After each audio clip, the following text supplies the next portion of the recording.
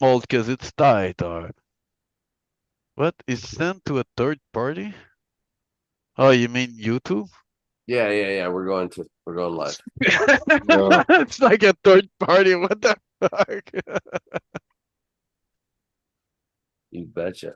yes, your video is being sold to ad people. Yes. I'm just kidding. Big up. Welcome back to That Smoke Show.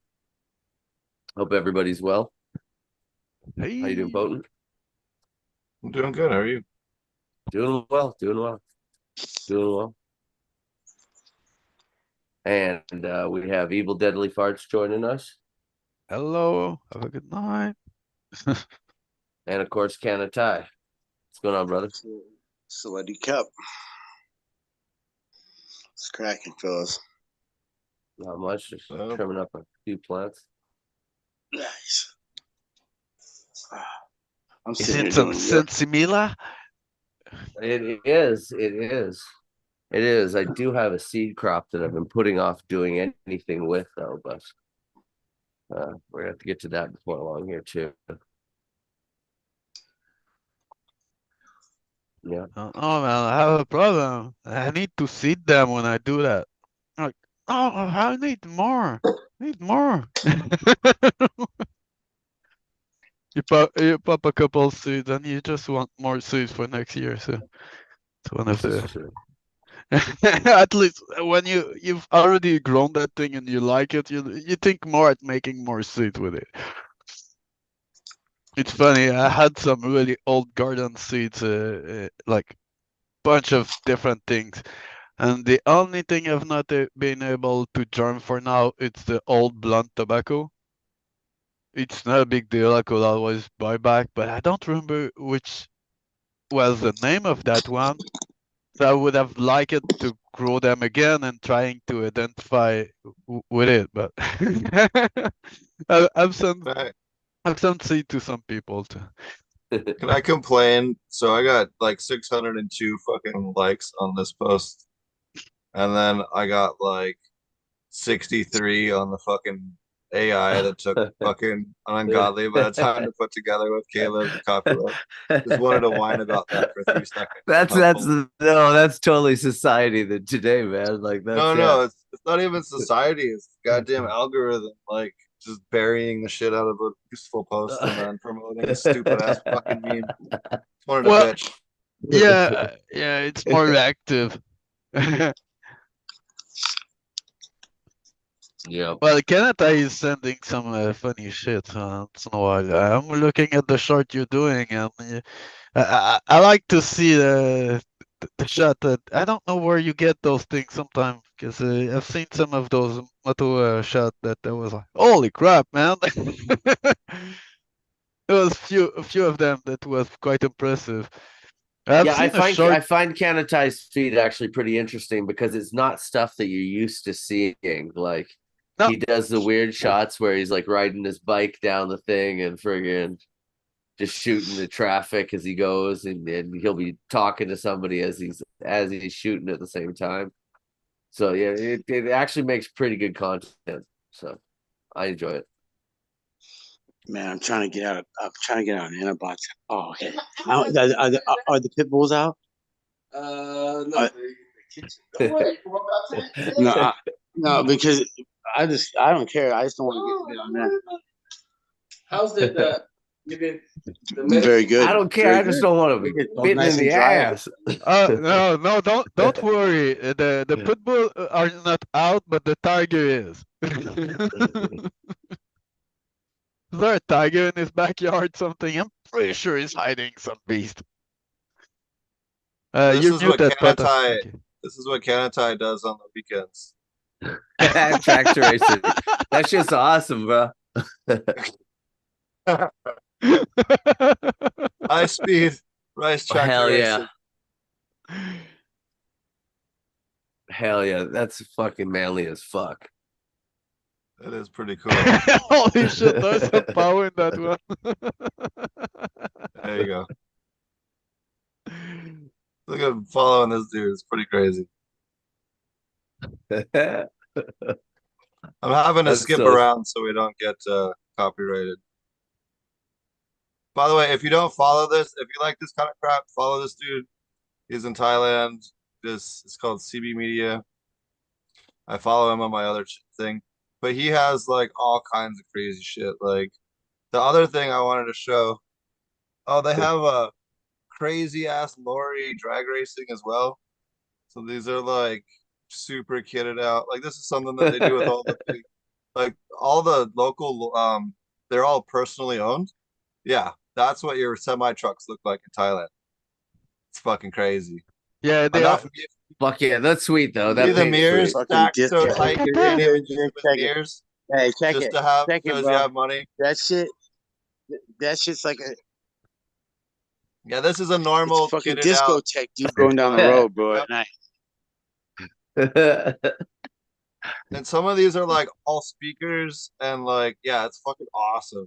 And some of these are party buses. They have like tons of cool shit over there on this kind of stuff. Yeah, like tourist bus, but like wall of sound on the inside. Hell yeah.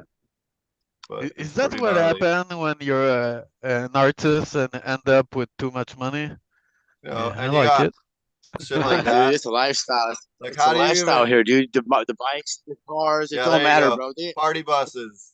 This is a party Oh bus. wow, it's crazy. Yeah, that's like there you go.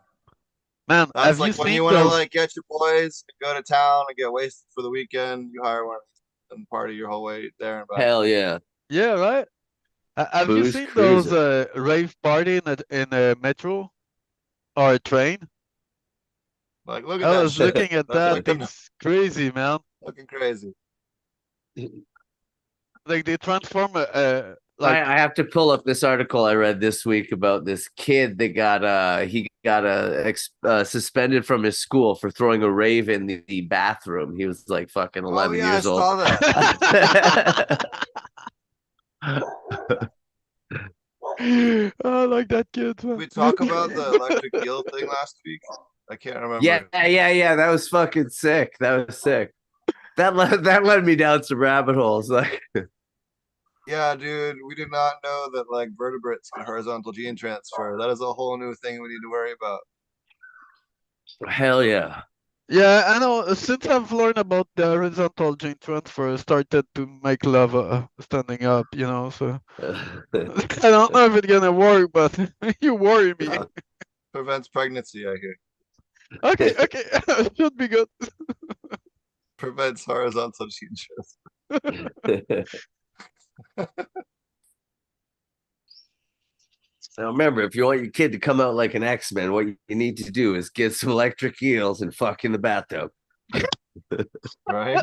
So that's where Oh X-Men. man. That's how the first X-Men came from. It was actually from Japan. You wouldn't believe where that electric eel was.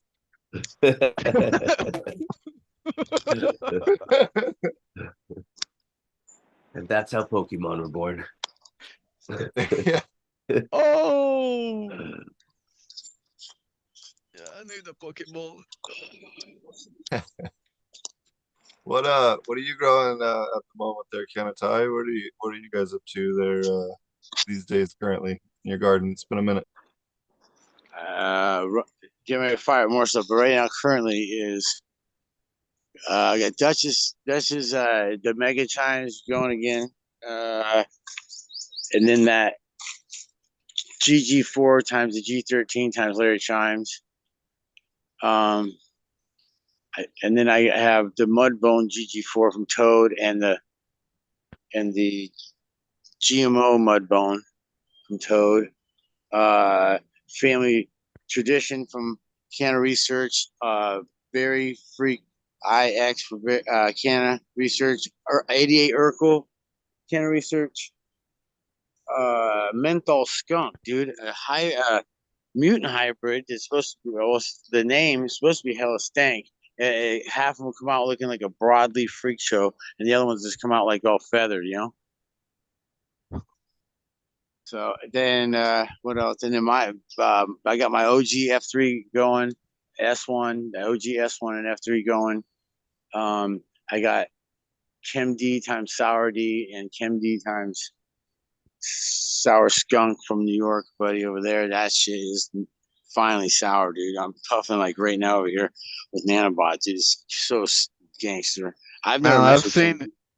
I've Kim seen he D's. is starting Nevolays and Calimest, so you may see him crossing that sour with some Calimest and some other stuff. I'm pretty sure he's gonna mix it with at one point.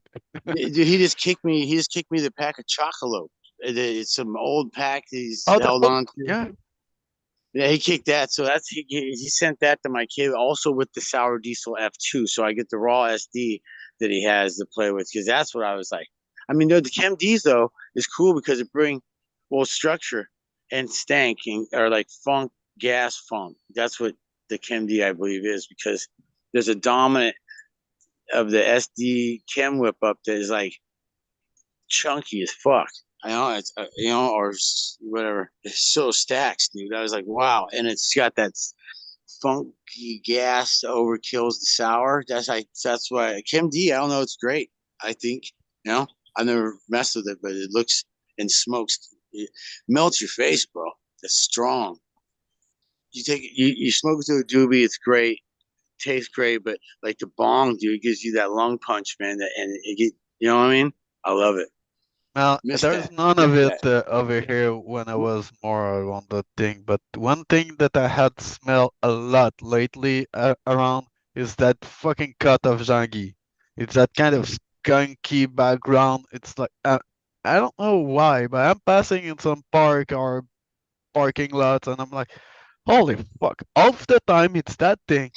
The same freaking smell. It made me think when that OG came on the market and Yeah, the one I'm people saying were is I starting was to gonna have say that kind of smell all it's around, kind you of know? like a spit. It's kind of like a lighter version of the OG. That's what kind of like that. It's just not as dense, kind of like. But dude, it's got that flavor, man. It's got that But sour and whatever that Chem D brings to the table's nice. if I could get that Jaggy stuff from House of the Great Gardener, I know that he had some sulfate of it. I would send it you that because I'm pretty sure you like the skunk, you like that sour kind of pungent stuff. I don't know how lovely you would like it, but that Jaggy cut, the effect it's a bit more I would say social, but it got that pungent taste that I'm pretty sure you would like to work with that and maybe reinforce it with the gem or I don't know. You know, it's kind of it's something I'm seeing.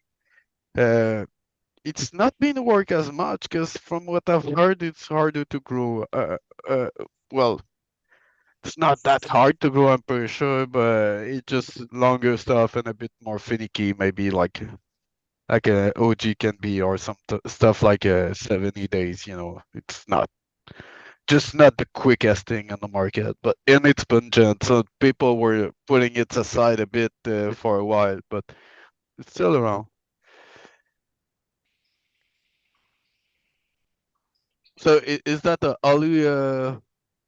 Big Sur Hollywood This is stuff big. like that? Yeah, this is Big Sir Holy. Yes, it is. Absolutely, absolutely. This is the lemon Pinot one. It's I really enjoy this one, and it's probably the prettiest one I have of it so far. But Have you solved the mystery of the Extreme Indica one? the extreme. Oh no, it's extreme sativa. Oh, okay. And no, I have no idea what that was. No, I did. It's just it was just amidst the Sir Holy, whether it was just a variation or whatever. There was, and it's because Sir Holy's supposed to be based on this Taka, Oaxacan, and a bunch of old Mexican sativas. But if you ask me, there's a good bit of indica in it Well, too. I was I thinking think it it's was the Taka purple, like they were talking in yeah, high time. Zataka's one. Yeah, yeah, Yeah, okay. Zataka's one of those. Oaxacan's another one. Yeah, and then some Highland sativa they talked about too. And I don't know what the truth on it is. I know it's good weed. I know I like it. It's good that way. So I guess that's all that's really truly important in the end. Yeah, it made me think when there was that story about the sage. I think it's Mojave Richmond Right, that right, right. The sage had is had the the, sage is supposed to have come from Sir Holy, Big Sir Holy. Yeah, that's true. Like he wasn't sure Well, exactly of the origin of that plant, but he's like, I don't know, man. That shit is good. I'll make something with it. so I went to the store the other day and I got some vape pens from the store. This one is THCO, Delta 8, and THCP mix. Pretty spicy. THCO? Yeah. Um, I've never heard TH of that one. THC acetate. Oh, we could go into the history on that. I don't know if we ever did that on this show. We did on the other show. And then this one is THCH, which I've never heard of before. I don't know if you guys have. Fuck is that? I've never heard of THCH. Del Delta 8, and then this one I have never ever heard of. THCJD. What the fuck is that? I never heard of that one. So I bought Can they some. just write THC alphabet? Like wall alphabet? Like to make it short? Well, it says made with CDT, cannabis derived terpenes. I thought was kind of funny too. And then lastly but not leastly, we have HXCO and HXC live resin and HXCP. What I'm imagining this is some type of THC analog based on the fact that there's an acetate and a P. So interesting. I don't know. Haven't tried any of the HX whatevers. So I got all three to try kind of to try out and see Oh how man, they do. make some notes on your what you're feeling and all that thing, because yeah, I would like to heard about it. I'm pretty sure there's some really bogus claim in some of them, but maybe they're right on. I don't know, man. I always have a doubt on some of those labeling. So, what kind of place you buy it at? A dispensary? I bought it at the adult store actually. It's okay, so it says it's first isolated by an Italian scientist in 2020 and is a potent psychoactive, the THCH. Okay. You want me to put it up on the screen? Oh, here I can throw it up. Yeah, I got it here. Let's see. I got. Okay. I got THC JD pulled up. I've never heard of that shit.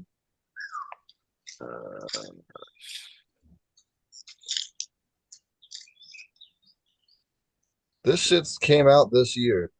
The first article I could find, I mean, fucking High Times' first article is from January of 2023. Yeah, my article is by vaping360.com. I'm not sure how credible they are. THCJD is one of the many new cannabinoids that have begun to appear in vape cartridges and other products. It's similar in structure to the better known Delta 8 or Delta 9 THC, but it differs from Delta 9 in that the molecule has a longer side chain of carbon atoms, 8 carbons as opposed to 5 carbons, Delta 9. Okay. Longer side carbon side chain may significantly increase its potency. Interesting.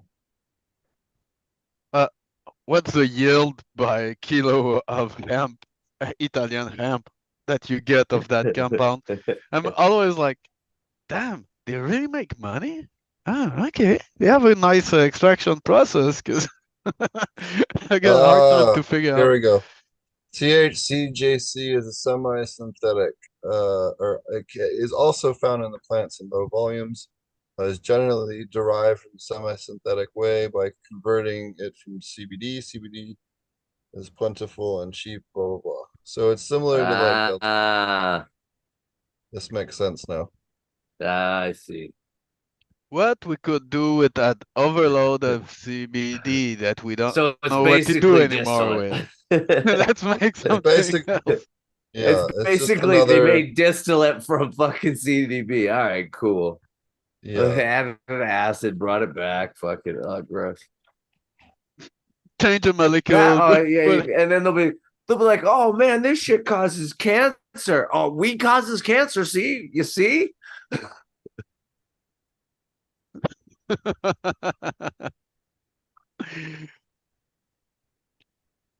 Well, Well, they have an stress HXC. is causing some illness too, and when they're causing stress, nobody accused them of it. So I'm not sure. This is true. That's true. Yeah, that's one thing that I've always find funny how the equivalent, like, oh, you're poor, you're not able to pay a lawyer and all that thing. Well, just do some prison time, and you'll serve as an example for Oh, okay. saying, guys, you have to be docile and not question anything. It's, come on. It's, I Okay, don't so think. HXC is hyd hexahydrocannabidiol is a minor cannabinoid in hemp plants and is found in plant seeds and pollen, which is interesting because most cannabinoids exist exclusively in flowering buds in hemp plants. I didn't know that. That's pretty cool. It's also considered a hydrogenated form of THC, meaning it's structurally identical to delta 9, except it has a hydrogen atom attached to its carbon chain. Huh. Interesting. Very cool. And I've heard of yeah, HX how that before, hydrogen but molecule added more will change the reaction. That's right. Yeah. Hmm. all the side effects are the same as weed. So it is really is. But anyways, I thought it'd be fun. You know, I just whenever I see cannabinoid that I haven't seen before, I try it. Or, I'm a bit of a psychonaut, so I try I anything. It's can't funny, I help but bought them try, and then I but was like, I went around to some of my other stoner friends around here. I was like, you want to sit down and take them with me? And they're like, no. They're like, you can do that. Go for it. I'm like, really? Y'all, none of y'all got any sense of adventure? What the fuck? What is up with y'all? Yeah, yeah, you will have to do a session with Milton Morris and just lay down like 30 different things to try and let's try all those new molecules. Have you tried them? I'm pretty sure you've tried most of it. You seem to quite enjoy to note the effect and yeah how it react, why it's that different. I think it's from what you say, it's mostly the overuse of some of those compounds. Like people are using it in crazy amount and are not sleeping. And he was explaining how it react, like it make your body react, and why people overuse it. And I was finding it quite interesting, but it's just Well, stupid. Why don't you just give my them access to natural stuff like the real deal instead of a different compound to yeah. the It's other amazing question that I they have is, discover. Sorry. do these particular ones come? So, did we explain why Delta 8 is like not necessarily the best one before on the show, I don't know if I and don't think it was why? on the show. I don't think it was Okay, on the so show. No. Delta 8, the problem with actually, yeah, you're right. It was on the other on my show on Yeah. growing of fishes. So the problem with Delta 8 is, and to simplify this in a way that is for people that don't have like a really hardcore grasp of chemistry. So molecules come in different isomers, right? So Delta 9 generally comes in um this struct well, for the sake of part argument, this structure, right? So it's left-handed molecule for the sake of argument. Okay. I don't remember if it's left or right-handed from memory. Someone correct me in chat. But for the sake of argument, we're going to say that delta 9 from the plant of cannabis is left-handed. Now, when you create it synthetically, you create left-handed ones, but you also can create right-handed ones, isomers. Those right-handed isomers sometimes can be very problematic. Sometimes take your molecule from something that is poison to something that's beneficial, or vice versa. So with Delta 8, the reason why you see weirder side effects, especially people's having problems sleeping, like sleep disruption, and some of the other weirder side effects that you only see with Delta 8, that's why, is because if it's not really high quality Delta 8, and they didn't make it, according to like the more difficult protocols, then you're going to end up with a lot more of the isomers. And because of that, you're going to end up with some weirder side effects. So that's the one question I would have on these synthetic cannabinoids is, is there an isomer problem with those particular ones, or is it, pretty benign? Delta 8's pretty benign, but you definitely feel more disassociated. And at least I do feel much more of a disassociative, almost like Dex. Like it feels like I just did Dex or something like that, like DXM extracted from Robitussin, something like that. It feels like that more than like a weed high to me. It feels makes me feel real spaced out and like disconnected, much more than regular. Yeah, I think there's just like it's amazing that there's different compound that can be researched and all that thing. But my main concern is about the education and the dosage of those things.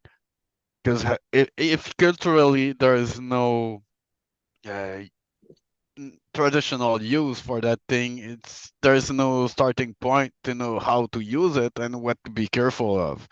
So, like you say, if it's the mirror molecule and you got different side effect, that's what it's concerning. Like you just want to be sure to know what to expect with it. Just take it safely because I don't think it's most of them taken in the right amount for it's a problem, but There's also THCB I'm reading as well, which is another CB1 receptor antagonist or is agonist. that I'm sorry, agonist, not antagonist, agonist. TH delta 8, is it one that do more psychos to the people? Like there's more event of psychosis if they misuse it, overuse, I would say. I think it's that one. Some people were just getting a bit Interesting. psychotic. Hold up. This is crazy. Read this. This is gnarly. I haven't heard this at all. So it says, make this a little bigger on the screen here for you. Update. Since this article was first posted in April 22, two studies have been published that raise alarms about vaping or smoking THCO. THCO has created a chemical conversion of delta CBD8. We've talked about the manufacturing of it before on the show in one of the early episodes.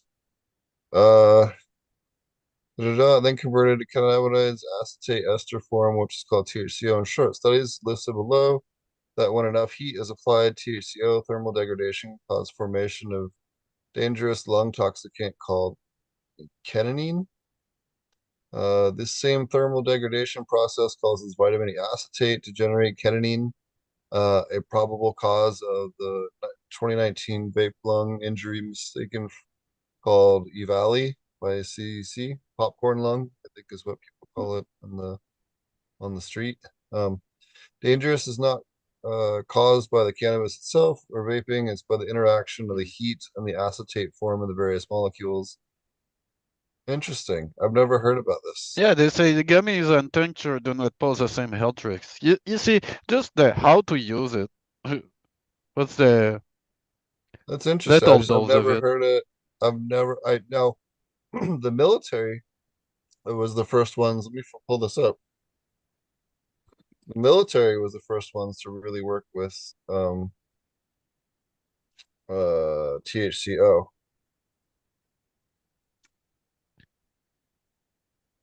Where What is they let me were find it. using it for to mitigate the loss of appetite from amphetamine usage in mission. They was one of the ones they tried for aerosolization for weapons use. Hmm. I'm trying to find the article. But anyways, THCO was originally developed for chemical weapon use against enemy troops. Basically, the idea was to send like either cruise missiles that acted as crop dusters or overfly them with some kind of crop dusting type aircraft and just spray a mist of THCO onto the enemy troops, make them so fucking high they couldn't fight, and then just walk up and arrest them or take them as POWs because they're too stoned to fight back.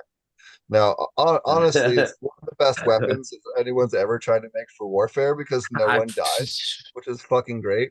But when they did you can look this up in the military research papers or the research stuff that's published publicly. And about 10% of the people they tested it on, it had this weird effect where it made them like super energized. So you'd have like 10% of the people are like fucking And Rambo, and then the other one ultimate warrior, like yeah, yeah.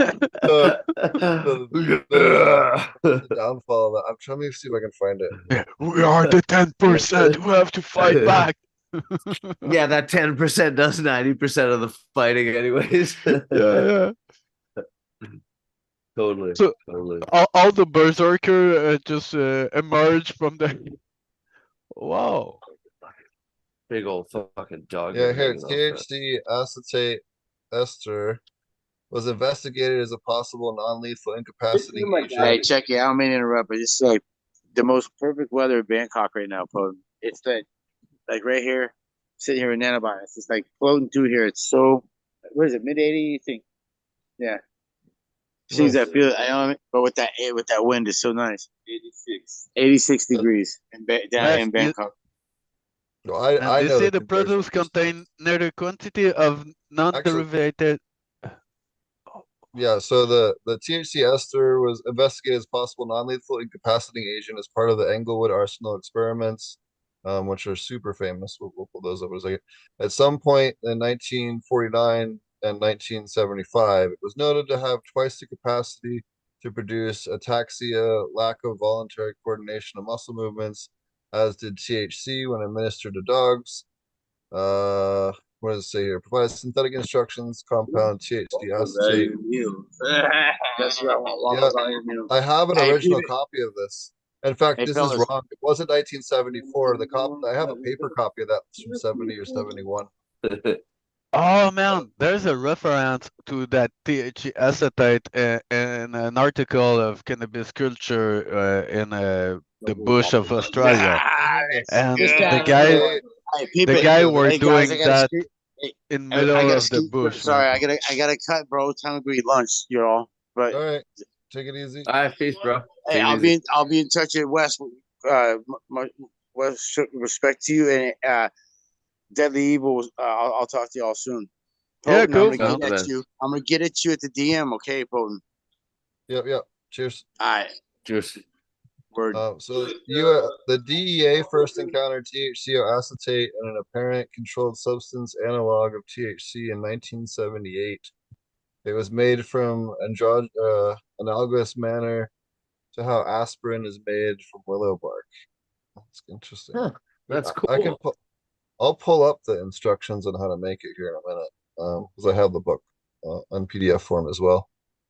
Yeah, I Um, remember that book. I did not remember exactly what was the source used for. Well, because to to have that as acetic acid as strong that needed for that, it's not really easily available because I think it's a compound that can be used for other kind of things. I'm not sure. Anyway, it can be made also, so everything can Interesting. be made. Look at I'm not this. The lowest concentration inhaled ketamine that produces. Oh, Yeah. that's inhaled ketamine. That's not the conversion from it. All right. So also look, okay, THCO may break down to release the ketamine gas at 644 degrees Fahrenheit or 340 degrees Celsius. That is a crazy hot dab. That's way hotter than most people do their dabs. So at least that's hotter than I do my dabs with my E-rig.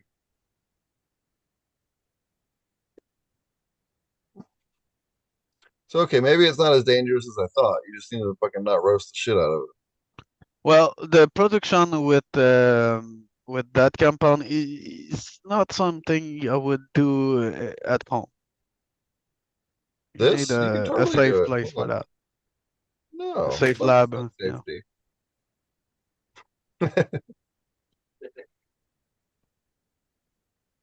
Hold The up. the vapor of acetic acid must be quite disgusting to be around.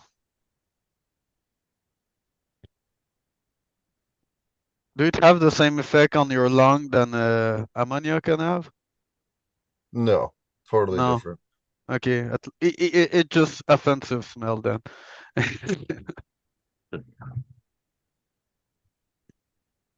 One second. What is it? No.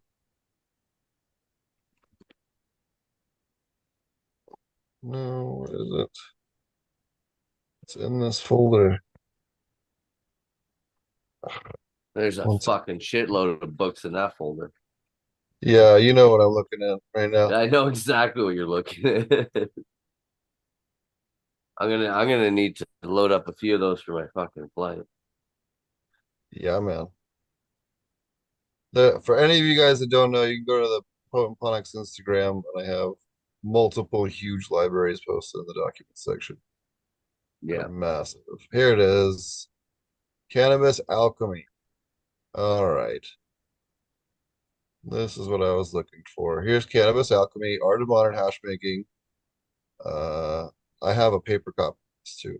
Oh, you Where's got the the original front cover. original? Yeah. This is the first edition one. Yeah. Where's the trademark on it? It's in here somewhere. Anyways, hold on. It's like 2/3 of the way through this book. Let it load a second. Sorry, my internet connection is balls here. There's your flow Oh, that's hood. the machine for the extraction, if I remember. So okay. Here it is. Here it is. This is it. THC acetate. It's twice the potency of THC. On the atom scale, THC 7.3, while its acetate being 14.6. This is the What? first published information on THCO synthesis that I'm aware of that exists. Go through the What flow is block. highly rotating THC? It sounds funny. You put it, you on spin, and And I've also done this without this whole flow hood bullshit. It's maybe not the wisest thing, but you can do it without it. You just make sure you're in a well ventilated. Let's put it that way. yeah. That's why I was saying that you need some lab condition to make that. It just Yeah, but it's not chemistry wise. It's not particularly hard. The hardest part is getting the acetyl anhydride for your ingredients, the acetic anhydride. This is the one ingredient of the list that's going to be particularly hard to get your grubby little hands on. Now, Canatide just left. You can buy that shit over the counter in Thailand, but you can't get it. Really, that you have to kind of get it through a roundabout way here in the States. yeah, that's acetic acid. And the reason why is because they use it for making crank and meth and shit. So you got to be careful. Yeah, well, it's vinegar at its purest form, so it's not like a secret compound to. Yeah, you can synthesize acetic anhydride. It's not, you can make it from scratch. It's just, then you got to make that first. And then, you know what I mean? So, Mm. yeah, if you're looking for instructions, this is the book, the very first one, anyways. Cannabis Alchemy, Art of Modern Hash Making, um, by the Twickerish Canetry Alchemist or whatever. So, can't quite read the. Anyways, Isn't Hamilton had did an interview with that guy? oh, look, a whole giant library. It's huge. There's some cool shit in there. Yeah, there is. There's a couple of them too. There's yeah, There's some really cool things you can learn how to make in there. yeah. And I always find it interesting when I get a nerd that is tripping on everything and is starting to say, "Hey, dude, we can extract this from that. Hey, we can make it react with that thing. Let's see what it reacts and how what's the compound that it's created." I I just found a want to know third one. who the people were that tried all this shit first. Was just like, yeah, I'll try that. Sure, fuck yeah. Right. It's like, oh, that dosage was a bit too much. Well, Alexander Shulgin did a lot of Yeah, yeah, yeah. He's one of those that I think he did what they call it bioassay. them. Bioassay. Yeah, is it when you're the one trying it? We did the test on human and we had trouble to find some participants, so I've signed myself.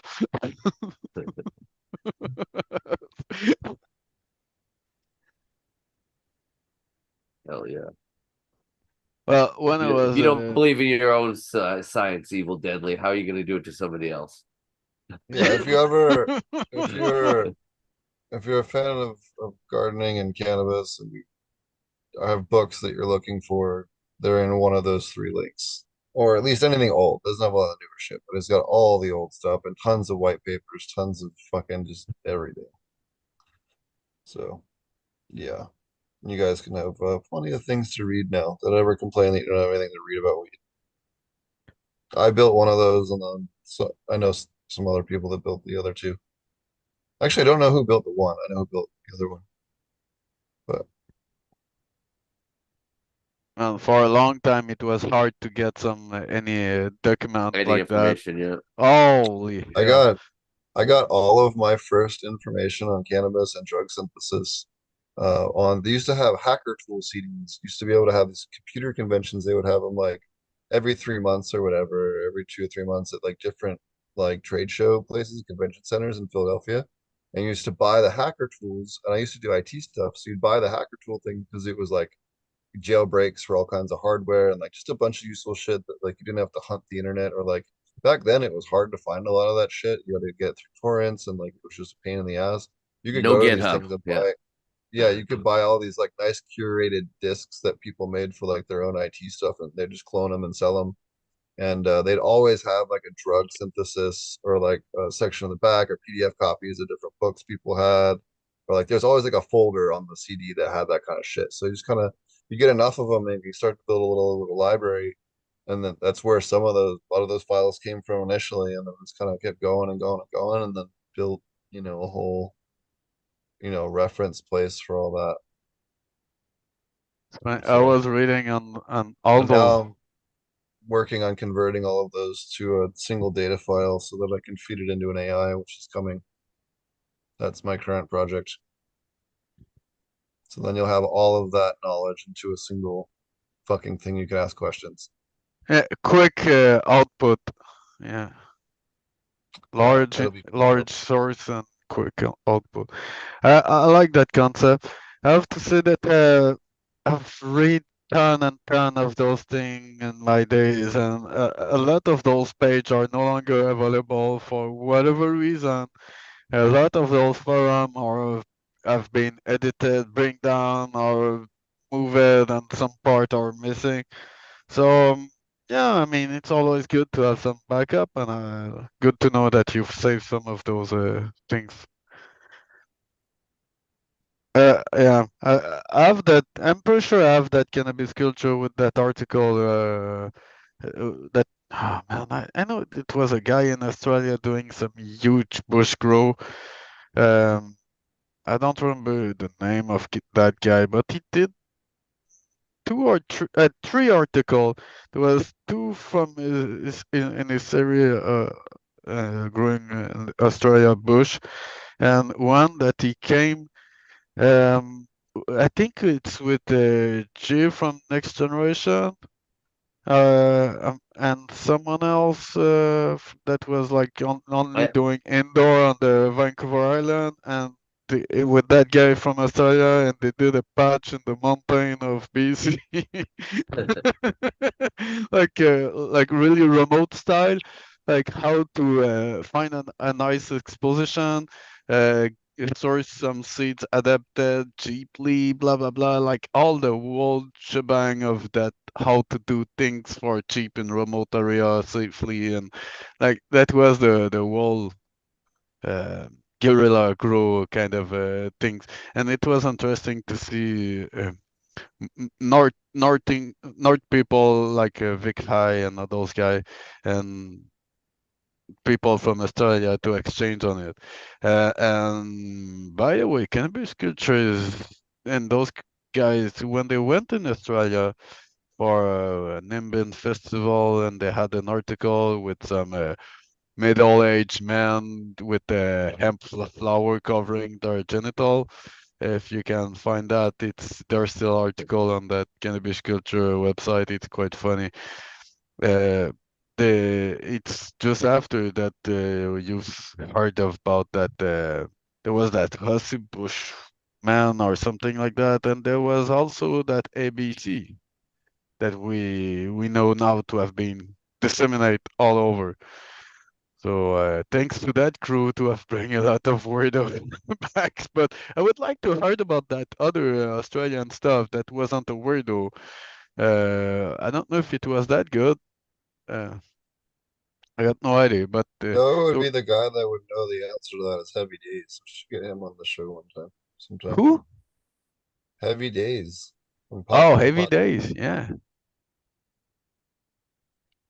I somehow always end up hanging out with him every time he comes to the States. That's pretty awesome. Yeah. I think I'm one of the few people that knows what he actually looks like because he always has a mask.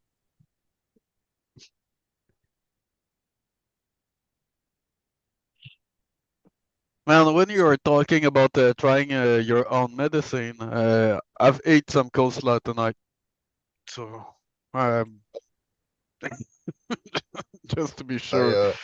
I'm working with a formulator on some stuff, and they're like super crazy on for one of the projects I'm working on for work, and one of the people I work with is a helping us on this and has a PhD and all this plant chemistry stuff and all that, but doesn't take cannabis. So it's like, okay, well, this is going to be a little bit weird to kind of perfect some of these formulas when you don't take cannabis. How is this going to work as far as like,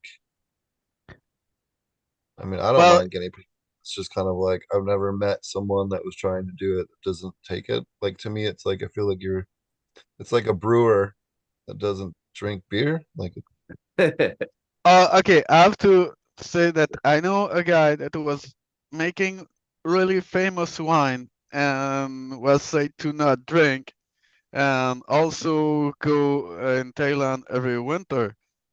I don't know if you've heard about that guy, but there's a guy like that here. So yeah, that I can't believe it.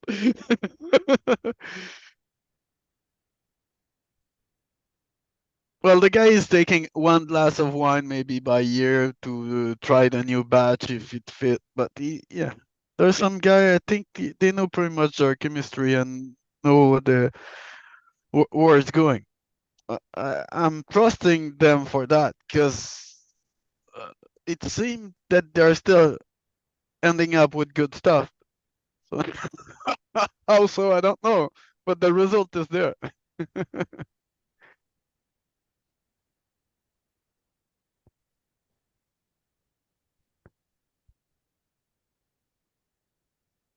Are you using a trim bin or a silk screen? Silk To screens. oh yeah. Silk screens. Yeah, I use a 90 and a 220, and then everything else just kind of goes. do you have a tray underneath that for like the 45s? I have a no, I have it's just a glass table under that. Oh, okay, perfect. It just catches the rest. I was teaching to one of my friends one time how to make ash in 2 minutes with glass, just a piece of glass. Like he was like, "How you do that?" I took the bread, put it in the freezer, getting back, crush it with a old credit card over the table, and just card it. It was like, "Here you go." I remember the first time I ever saw someone do the dry ice method with a bubble bag in person. I was like, God damn, that is way easier than washing all this shit. Well, yeah, just It's don't not as like Doesn't come out as exactly that clean. process. it's not as Yeah, if clean. you It's do not it, as clean, but it's yeah. quick. It's quick and dirty. Like And it it gets you looked something fast, but I mean, it like, looked like there's 2 tons of it. Like you're like, holy shit, it's yeah, dumping, yeah. man. Yeah, I've seen it too. Like there's someone I I know pulled that 40%. yeah, he was trying to impress me, is saying that he found a better method, and I was trying to explain to him why it may not be exactly the best. But I've let him show me, and I was like, okay, man, it's really cool. It's really dumping a lot, yes, for sure. And then I take a microscope and we start to look at it, and I show him the dry sieve I had just with static tech on a plastic pot, I made in front of him on top of it. I was like, yeah, just look at the Well, difference. you know, And you can just the color alone, the color between those two will be the one will be so green and one will be yellow, like or whitish. oh, that his thing was like white when it came out. Yeah. It was like dust white. It was holy shit, that's crazy. But when you look at it really closely, it's like a pulverized with how cold it is. It kind of shave and there's maybe plant wax in it and stuff like that. There's a lot of what look like cellulose. That's I'm not expert in microscope stuff, but from looking at it closely, what I did with the static tech in a plastic pot was still having some tail here and there and some head, and we're seeing it clearly, and not that much plant matter, but there was some. And when I was looking at this stuff, there was not as much plant matter, but everything was looking shredded and like it's like I don't know if it's you had the snow that it's not coming apart. I don't know. It's not holding together. It's like if you try to shred each of those snowflake, it was looking strange a bit to me. So just after that, I remember Bubbleman was talking about how that thing is like just too cold and it's removing a lot more than what you want.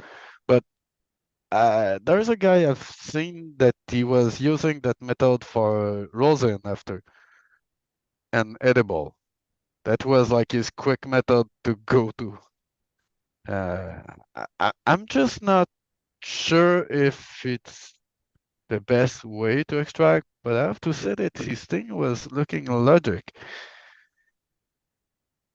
Like you say, you don't want to wash 2 tons of thing. Yeah, you can use dry ice, but dry sieve is just where to me it's always been like that. It's good like that. You can make really best of it. It's just not the most efficient method. Yeah. The problem you have with dry ice, so it's really good if you just do one or two shakes, and that'll give you really clean.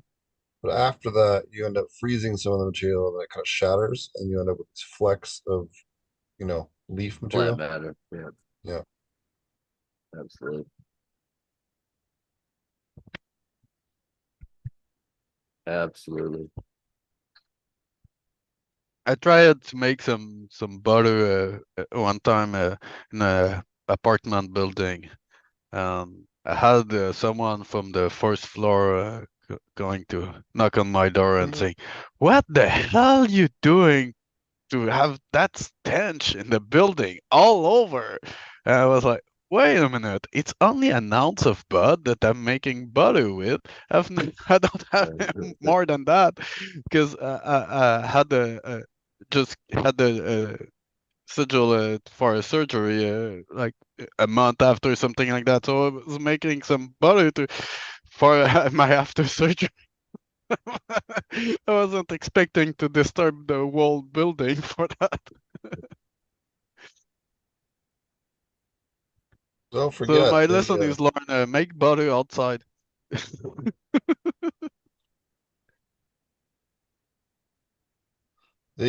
someone said that it was a tragedy that Steven Seagal hadn't won an Oscar yet. He totally won an Oscar. Do you not remember him in Cockpuncher?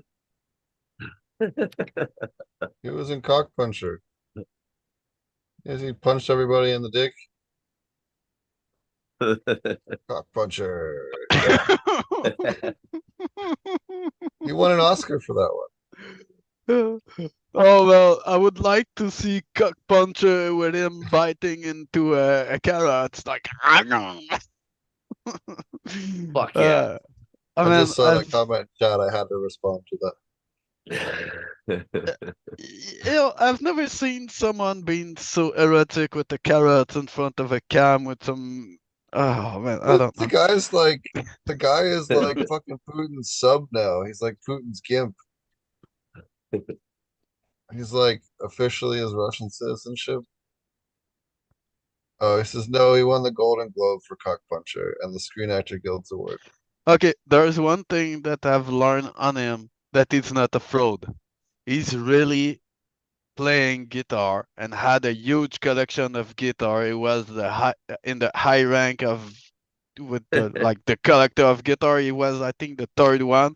He sold a lot of his collection when he went in Russia, and he still have, I think, few guitar with in a warehouse in USA, whatever. But uh, he paid some of those bluesmen to play with them, and they were saying great word on him because he was still able to play, good. So I don't know. He, that guy is kind of a bad actor, but at the same time, he's always playing a role. So maybe he's really good.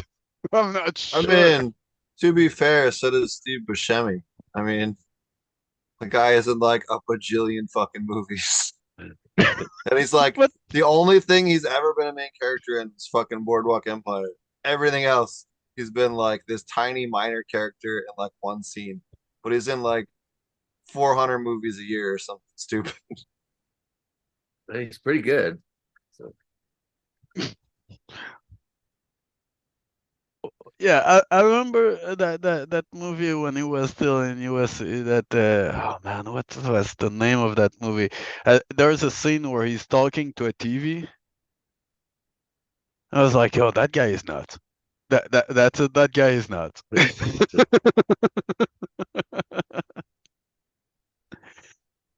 You muted. Speaking of talking to TVs, I watched Scanner Darkly again the other day. That's a good one. what's that? I haven't seen that one. Scanner Darkly. Really? That's probably one of the cooler movies that Keanu Reeves has done in terms of unique art style. It's fucking really cool. We also But saw Kenny the new Reeve is a Godzilla cool movie. guy, man. I saw Godzilla -1 last weekend. That was really good. But it was better than most movies I've seen in the last 3 years, that's for sure. Are you trying to make me watch a movie? No, the Godzilla -1 actually was really good. Yeah, okay. Also, so I want chat to give me some questions for the Grow AI, and then I will throw that up. I'm kind of curious. I think chat can come up with some questions. I need some stuff to try and break it, or not necessarily break it, but like give me some challenging questions for the AI so that we can, you know, play with it a bit. And if you got a problem with your garden, or you just need a question answered for your garden on something on fertilizer or pest control or anything like that, using natural methods, we'd love to give it a whirl.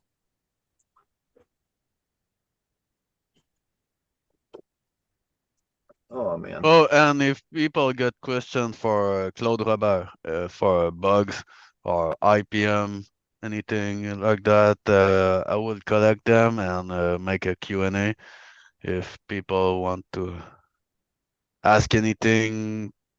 If you are in Discord, tag me on Discord or DM me, or you can send me some question at B on Discord, Creeper on Instagram, and Interesting.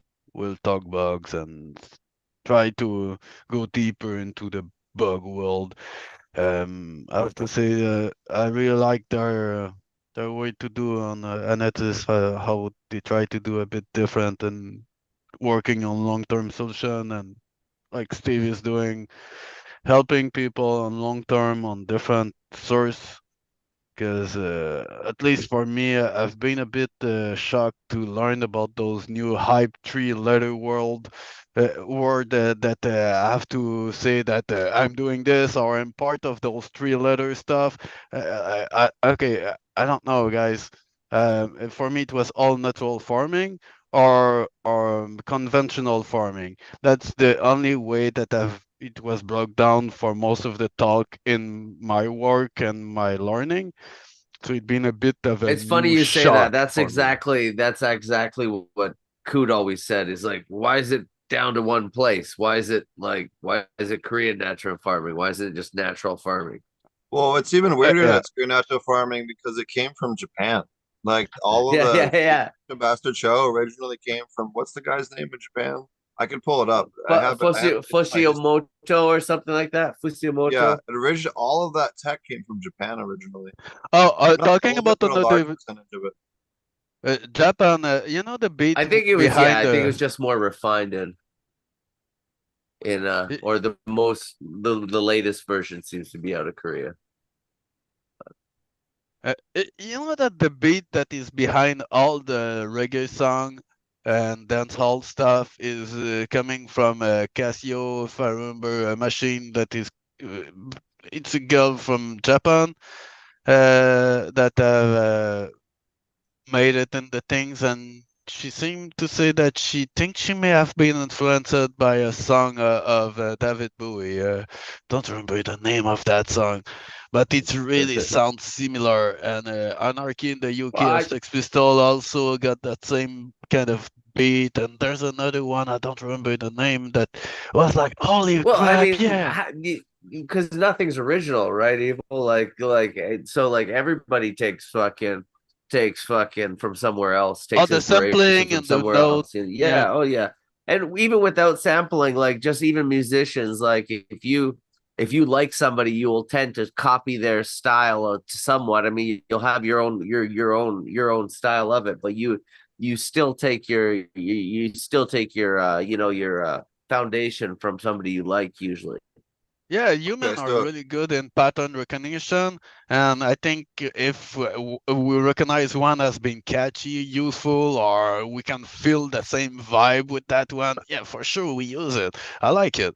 I really like the sampling stuff. I had one of my friends passing an hour with the empty can of beer and crashing it and opening it and all that thing. so He so made a couple song of hardcore techno with it, all so with that sound. so the question from chat was how many rounds to keep male cannabis plants? Can you graft female, and also can you graft female branches onto male rootstock? It's kind of gave an answer. You should get rid of males for cannabis stuff. Um, obviously for Sensimilia stuff. Obviously it didn't. Maybe we need to re-ask that question in a better way. And then as far as grafting, this is it's something I had never thought of. But yeah, when you graft female branches, it makes sense. Onto a male Yeah. rootstock, the grafted female branches will continue to produce female flowers. However, rootstock sex does not change the sex of the grafted material. It gives you a guide to grafting in case you wanted to do it. So let's see what the next So question is. Yeah. grafting a female on a male rootstock do not make it harm. It's okay.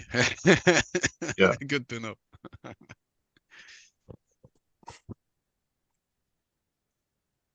To chat here.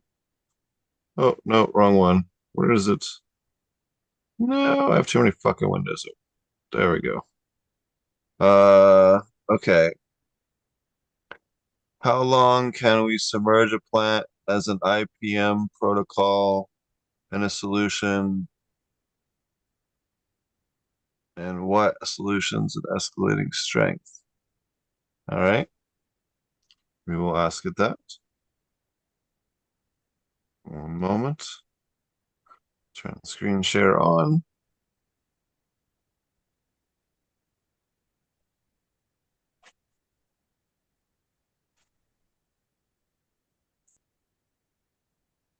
This is cool. I appreciate you guys giving us some questions to run through the machine.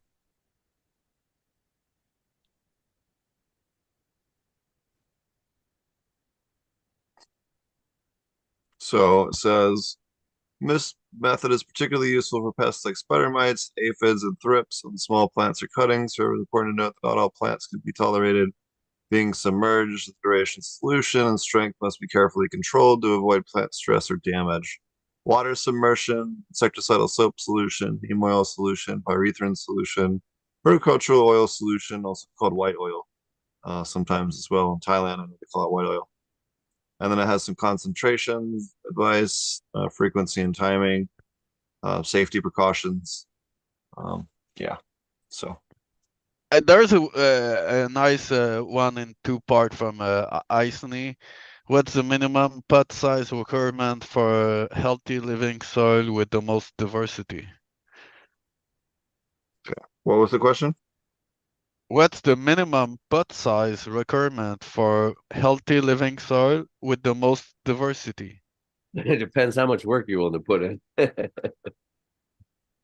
Yeah, but I always remember the most easy part to get microbe from Coot. I won't repeat it right now because he's not seen said that on a live if I remember. But yeah, no. Oh, hold on. Let's Oh, censor say that okay. one. So it says for fruit trees and larger plants, 15 gallons. Small herbs, 5 gallons. Vegetables, 10 to 15 gallons. Perennial herbs. So obviously tree is 25 and up. So those are garden guidelines, not necessarily living soil ones. Oh no, it does. Okay, so it's accounting for that. All right. This size provides enough space for diverse microbial communities and adequate room for root growth. All right. I use 100 to 10, something like that later, so I'm good. I've already learned my lesson with practice. Good. I like that the AI. What do you want to read me off another question there from chat, if there is one? Okay. Wait a minute. I have to. Chat, if you got Okay. questions, queue them up. I got one Steven Seagal here. Yeah, Jehan Mystery say 30 gallon. 30 gallon is starting to be big for an indoor garden. Maybe you can put 2 plants in it I or mean, get a yeah, big I one. like 30 gallon would be optimal, but I mean, like it depends how many you're trying to fit under a light too. So Yeah, well, yeah, I would adjust with the type of strain and garden that you have. Because if you grow in a small 2x4 tent, I would use maybe Here we a go. small bed, For, for Eminem, what strain of cannabis would Steven Seagal grow? I don't know, but perhaps I can offer some guidance. We speculate based on Steven Seagal's public persona as well as typically plays in films. They might Bruce imagine Banner is black and blue as dream. Chuck Norris Black, Blue Dream, Steven Seagal's Bolt Lightning Bolt. See, you need the donation box because right now I'd be donating. Oh man, the Chuck Norris black and blue dream. Yeah, that was good. I would be throwing $10 for that right there. That was worth it. Best answer it's given yet. I swear to God.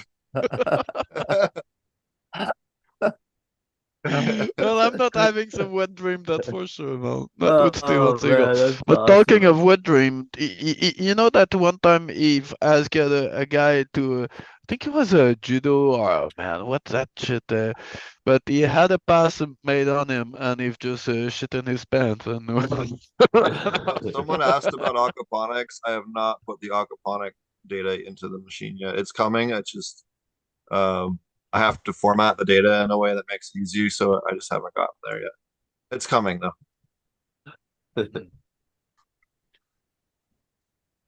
Let me share this again.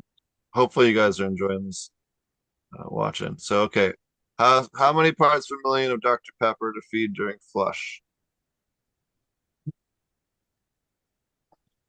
You don't put the Dr. Pepper on then, you put it after harvest, man. It's giving an interesting answer.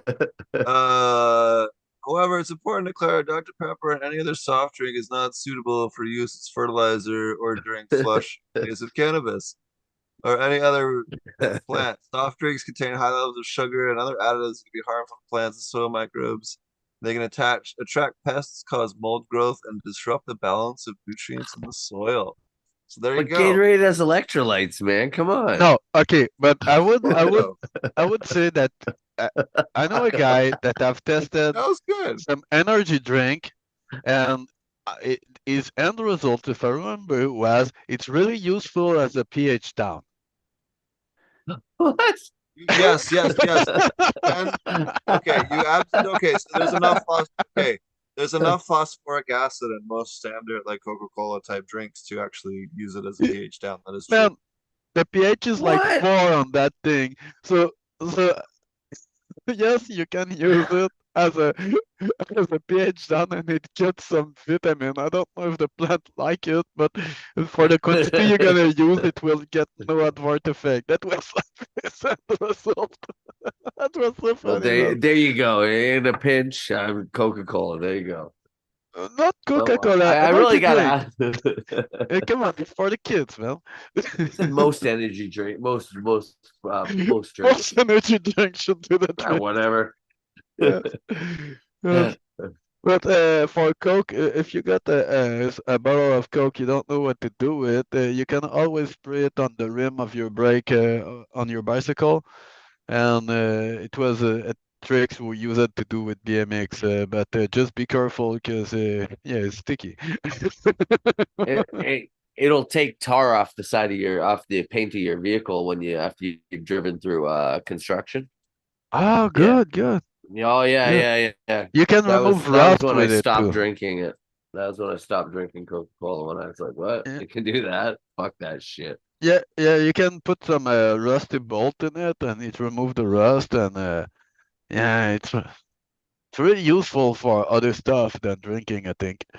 But I Actually, gotta, yeah, but I told this on one of the other shows. I had a roommate that was a complete idiot, and he ended up clogging our toilet like so bad he flushed a roast, like half of a finished roast, down the toilet. Yeah, I know, right? Like, He's and not so a it dog. fucking I I had two dogs. I had two fucking Well, then dogs. why Like, the the roast? dude is a fucking moron. And this was literally like a couple days before Christmas, and he like takes off and leaves, and the toilet's like clogged like I never seen. He came back with we're like, dude, you fucked up the fucking place. Like the toilet's fucked. He brings back a yeah. plumbing snake, and like, dude, I'm like, you're gonna break the fucking toilet. I'm like, fucking quit that shit. And anyways, ended up to get this roast out of the toilet. Somebody was like, try Coca-Cola. Coca-Cola dissolved that fucking roast in 2.5 days. Like Drano, bleach, anything you can fucking imagine from the fucking store wouldn't eat that fucking thing out of there. But Coca-Cola ate the fucking roast out of there. yeah, and Drano is not good for your pipe because it's really No, it's caustic, not. so it will just yeah. If So if you have metal Coca-Cola, I pipes, don't though, think it's fuck that it. bad. Yeah, It will just clean up the pipe. Yeah, that's right. Yeah, but won't eat any of this stuff like if you want to try another thing, it's quite funny. If you got the elementary degreaser, 3-in-1, like it's sanitary washing and degreaser. Pour that down the drain. Spray that on your bathroom, and that shit is what we use in kitchen and food transformation, and eat clean stuff. You just spray that, wait 2-3 minutes, and brush it, rinse it off. A lot of things are coming out, and yeah. I've unclogged a pipe one time or two like that. When it's like fatty stuff that it can be used for that. But if you've put too much hair and you don't have a screen to catch them, you need to go manually to remove them. there's only one way. Yeah. So to answer some of the chat questions here, we got if I pollinate a known herb with good male pollen before any nanners show, I still have to watch out for nanners. Is the plant satisfied that it's been pollinated? No, once it's been pollinated, it's been pollinated. Yeah, it goes into a little more detail on it, but ultimately, while pollinating hermaphroditic plants with male pollen will reduce the likelihood of producing more male flowers, it does not eliminate the possibility. And then someone says, "How do I grow aquaponic soil hybrid setup?" It's talking about wicking beds and dual root zones. That covers kind of how to set those up individually between the two different methods. So that's pretty cool. I definitely, again, it doesn't have any of the nutrient data and stuff that I have yet on aquaponics, so that's coming. And then I'm struggling to find the answer to this. What are the best bacteriophages strains for soil health? Bacteriophages are known as phages or viruses that infect blah blah blah. Anyone that doesn't know, so phages are like the next evolution, especially in antibiotic stuff. That's going to really help the medical industry, which is super cool. Yeah, I would say that three things at the bottom: cultivating indigenous microorganism, minimizing soil disturbance, crop rotation, and diversity is something you have to work on anyway. Yeah, so hopefully that answers your questions, but it's doing a decent job at you guys are throwing at us. I'm kind of impressed, especially the Steven Seagal one. That was Yeah, I really know. like That was the way best out one. of Yeah. fucking left field, and it fucking actually handled it like a boss. Well, tried to Yeah, the Chuck Chuck Norris black Norris strain. Black and Blue Dream. Yeah, I need some of it. I want to feel like a superhero, knowing all the martial art I've never practiced before. The art of cock punching. Yeah, I need to learn that one. But I've learned drunk fighting. Yeah, I've practiced that few times. The fun thing with drunk fighting is that it doesn't really look impressive. Your memory of it is really impressive, and the outcome is pretty much stupid most of the time. So I think it's better to keep it on film. Um, yeah, Yeah. don't make it in real life. I think it's Jackie Chan that was drinking some alcohol for lamp in one of his movie and doing some drunk kung fu. Was it that? Oh, that's a good question, Tom. We'll do that one. That's a good one. What he came up with? Yeah, you know what? We need to get Coot on and have Coot ask the fucking AI questions. That would be great. Would fucking You want a code to break out the AI and being like, yes, it's yes, like that the would be. Oh my God, yes, Coot that would AI. be oh man, great. what was that duel AI with versus Coot. We should do a whole episode. yeah, what was that thing? Blue. Coot AI. No, but what was that chest guy that was against that I'm that changing The the guy name with of the this. butt plugs that We got vibrated. no Coot, but we got AI. man? There Which was guy with that. the chest? The butt plug guy? Yeah, the champion from Russia that was going against the PC bots, something like that. There was that big challenge. What, 25, Yeah, 30 so years ago? here's your enzyme activity, nutrient release, improved soil structure, stimulation of microbial life, root development, uh, organic soil amendment, cost-effective weed suppression, disease suppression from the malted barley. That was a good question.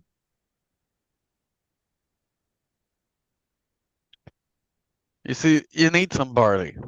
You need some barley. You need some kelp. You need some wiggler. And then you don't need much else. I A don't know, little man, fish but poop helps. Some fish poop helps. yeah. But those black soldier fly, when I was reading on that, it was holy crap. That's like one of those most efficient one. They do a Yeah. different job, but they are really efficient. Well, you can break down everything if you have those. Yeah, man. There's few company that do that now, and they process some restaurant stuff, some it's elementary things, but some meat or veggies and glucid, whatever.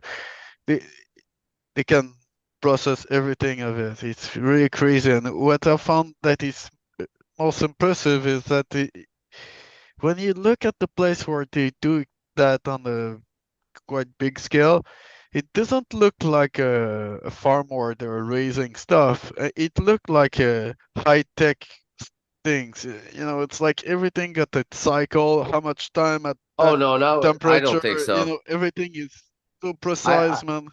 I don't think black soldier flies require that much potent. No, they're No, you don't potent need could tell it, you soldier better but than flies me. they're really easy. Pretty no, versatile. yeah, Yeah. they are The easy other to thing, take care, but the process can be put in high tech kind of things, like really being really efficient, and they know exactly what's the timing. everybody, They know everyone the that does commercial production of those just does them with like the tough totes, like you use for Yeah. weed. Like it's like that's all they do. You just tilt them at a 45-degree angle on a rack. I mean, they're real easy. The larva can Yeah. climb about a 45-degree angle, so Yeah. they self-harvest and do a thing. You just Yeah, they pour into the it yeah, back into the like exactly. you They pour have a the rest little into whatever ladder you're that gonna. they just walk up Yep. and they just drop over into the bucket and yeah. Or you can have Yep. them. You can have them like if you put them outside, you can have them going right into your chicken coop or whatever, and then they yeah. Yep. The I don't like to let them totally passive feed because you want to make sure you retain enough to keep the colony alive because you can True totally that. overharvest. Um, one person asked about kelp. One thing I would mention is make sure you get kelp from like a northern European source, Baltic Sea and stuff like that is going to be much cleaner. We have seen some customers fail. I've traced four customers back to kelp extract. We had one in Africa and then three of them in Oklahoma that were all overdosing with kelp. Now, kelp is perfectly fine and safe to use in recommended doses and as directed, totally fine. If you follow the label, you're not going to have issues. But if you go crazy, start overdosing the shit out of it, you're going to end up with boron toxicity and arsenic toxicity, which, if you're doing commercial, is going to cost you to fail state testing on the arsenic. So keep that in mind if you're going to go the route with kelp, because if you go crazy with it, you're going to have problems. yeah, and to use the real kelp, not the kelp extract, which is like the other day I went to a grow shop and see what they had, and they had the kelp and the kelp extract from the same company. I was like, holy crap, it looked misleading because people will think that the liquid kelp is it's not as good than the extract. But when I was looking at both of them, they were pretty low quality of choice. Besides just buying a big bag of real kelp at $120 or something like that. That's what I've seen the last price on Amazon at least. But anyway. Best companion plant and increased oil and resin and cannabis. Uh, I would say all things in mint. No? Basil, My lavender. my first choice would be uh creeping thyme, just because of the mycorrhizal overlap with cannabis. But to establish it, it's I've just heard, maybe a bit longer, no? what was the plant everyone it begins with, it's a small low growing plant. It has white flowers. Fuck, Dutch would know if he was here. Um Uh, I can't chamomile? remember the Honestly, name. that sounds like the yarrow. It's like a false chamomile No, family. no, no, no. It's it begins with an A, I think. Cannot remember the name of it. If somebody in chat remembers. But one thing I've used as cover crop is those white strawberry plant. So it says coriander, alfalfa, chives, marigold, chamomile, yarrow, lemon balm, peppermint, lavender, basil. And basil, I would go with Tulsi over. Man, Give me basil basil. is really something good because a lot of bugs just don't really like to hang around. And if your basil start to be attacked with some stuff, it means that your garden is really not healthy. Just look, Mm. it's there's some of those like basil. It's not hard to make it happy. It doesn't like cold and humid environment for most of the time. It may have some disease on the leaf, but it it's like the bird in the mind that tell you the canary. It's like holy crap. Okay, I need to take care of my environment if I have that kind of plant that is reacting. Because you got some variety of cannabis that are quite tough, and you won't see right away if your environment is bad. I mean, So someone asked, will 1 yard of soil sitting on contaminated dirt become contaminated? Potential soil contamination spread to one area, but another depends on the capillary action, the leaching action, root uptake, soil mixing, vapor intrusion. And depends on the type Minimum, of contamination. yeah, Certain contaminations sink and certain contaminations rise. If it's petroleum, it's going to come to the top almost every fucking time. It really depends what the ground's been poisoned with. yeah. The problem I see the most doing commercial stuff is 2,4-D, which is like a broadleaf herbicide. Then they use it all the time for like um getting rid of like for cow pastures and stuff like that. And then people buy them for weed farms, and then they can't do shit with the field for 2 years because they have to get rid of the 2,4-D first. So I've seen people do that.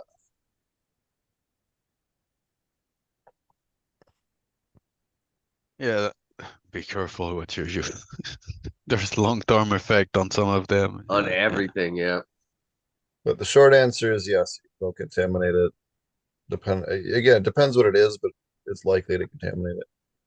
But on the other hand, too, like I really don't know what the environmental effects of it are, but I've never seen a spot that vegetation won't come back and take over, even if it was Oh, fucking you'd have to do some terrible shit to it, because like even the plants where they've leaked fucking shit, the trees will come back up in them in 5 years, like just left untended. yeah, there is one thing I found really impressive when I was young. There was like beside a barn, a small patch of really old oil that have been spilled in the grass, and when they were, I don't know, they were working on the tractor and some oil have leaked, but not, maybe like 2 cup of it, not a big amount, but you would seen how green the grass was around. It was strange, but where the patch was, it was dead.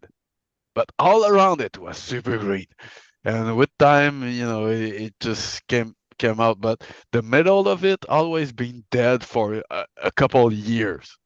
Like we're passing by and being like, it looked like there was a dog always being there, but no, it's the old oil patch with the green circle around it. So, uh, yeah, the grass is still is That's quite weird. How relevant. it's weird, and it's always female dogs that do that. Have you ever noticed that? It's always a female. If you got a male and a female, They and have one of more them's acid, burning the grass, it's yeah, always the female. Always. but cheap food and too acidic like that.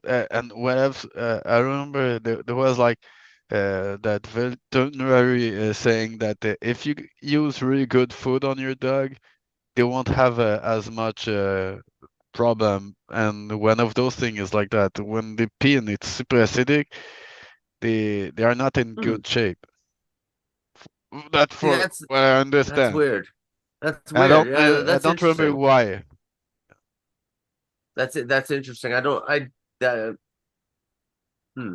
Find that. Yeah. I see. I just had one that always had it, and one that didn't. They ate the same. They ate the same shit. So I don't know. Okay, okay. But the female, I've noticed that too. It's maybe it's because they always pee at the same spot. I don't know. But some male, I was saying that they were always peeing on a bush, and like it just because they were constantly Well, yeah, doing that was I killing think it. that might be the reason for the males is because they piss so frequently that they Yeah. don't. They don't. But I had a female that pissed like that would mark like over other tops of every. She was a dominant female, and she would mark over the tops of other dogs.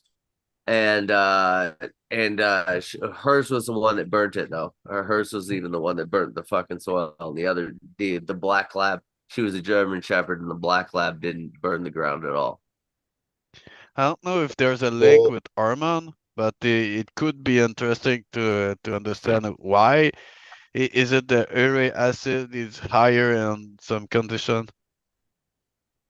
It's like it's well, the this same is way that it's the same way that chicken manure burns the soil when it's applied too hot. But there's It's more just it's just a ammonium high nitrate. acid. Yeah, but it's ammonia. It's a high concentration of ammonia, I'd say. This is given a Jadam recipe for JHS based on North American plants. And then uh, uh, for Hot peppers, dandelion root leaves and roots, yarrow leaves and flower, stingel, dude. Everything except for the hot peppers grows in my backyard. right. You So I don't said, grow a hot can you pepper up make a there? J? I just asked, can you make a JHS based on invasive plants in North America? Yeah, use invasive plant. That's a nice idea. Exactly. Well, it's something it makes it forces it to break the. It won't just quote shit someone else wrote. It like forces it to think. That's why I like asking it for invasive plants in different areas because it forces it to think about new And you're helping the strategies. native environment.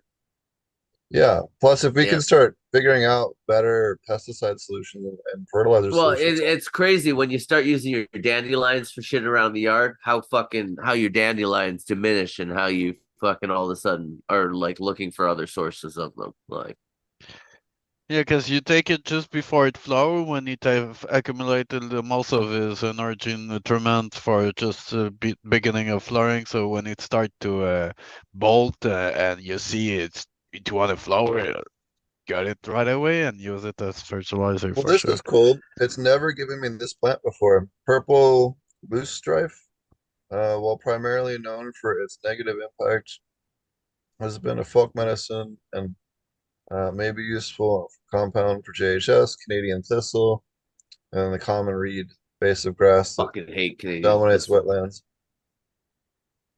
That's really cool. So, anyways, that's what I like about it. It can get really crazy, weird, specific, and like you can be like, I want to have like 15 parts per million molybdenum.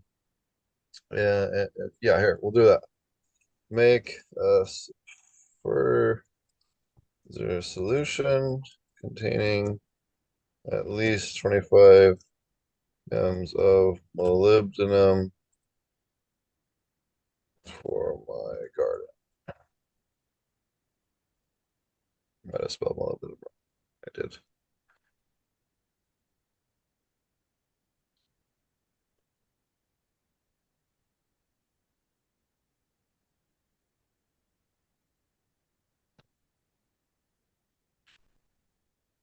Oh, it's like this is sodium molybdenate. It is a natural occurring mineral, to be fair. 25 ppm of molybdenum. You can use sodium molybdate, which is a common source of molybdenum. If you're drunk, try to say molybdenum 3 times in a row. I think we finally broke it for the first time tonight. Yeah. Yeah, but see, the AI is trained off of fucking data that's available on the web. So I give No, it no, a no, no, grain of no. salt because, This, well, here, this, hear me I out. Hear me built out. the nutrient data for this part of it. I built the Okay. plant data. Yeah, yeah. This part I actually built the Okay. plant data. I'm just thinking All it's going to the, look at no, organic standards is what North American organic standards are. the And plant, all the plant nutrient data is from the open source nutrient project, or the open nutrient project stuff that I put together about a year ago. So that's, or not all of it, but a huge percentage of the nutrient data is coming from that. And we know that molybdenum is your favorite word anyway. sodium molybdenum is great.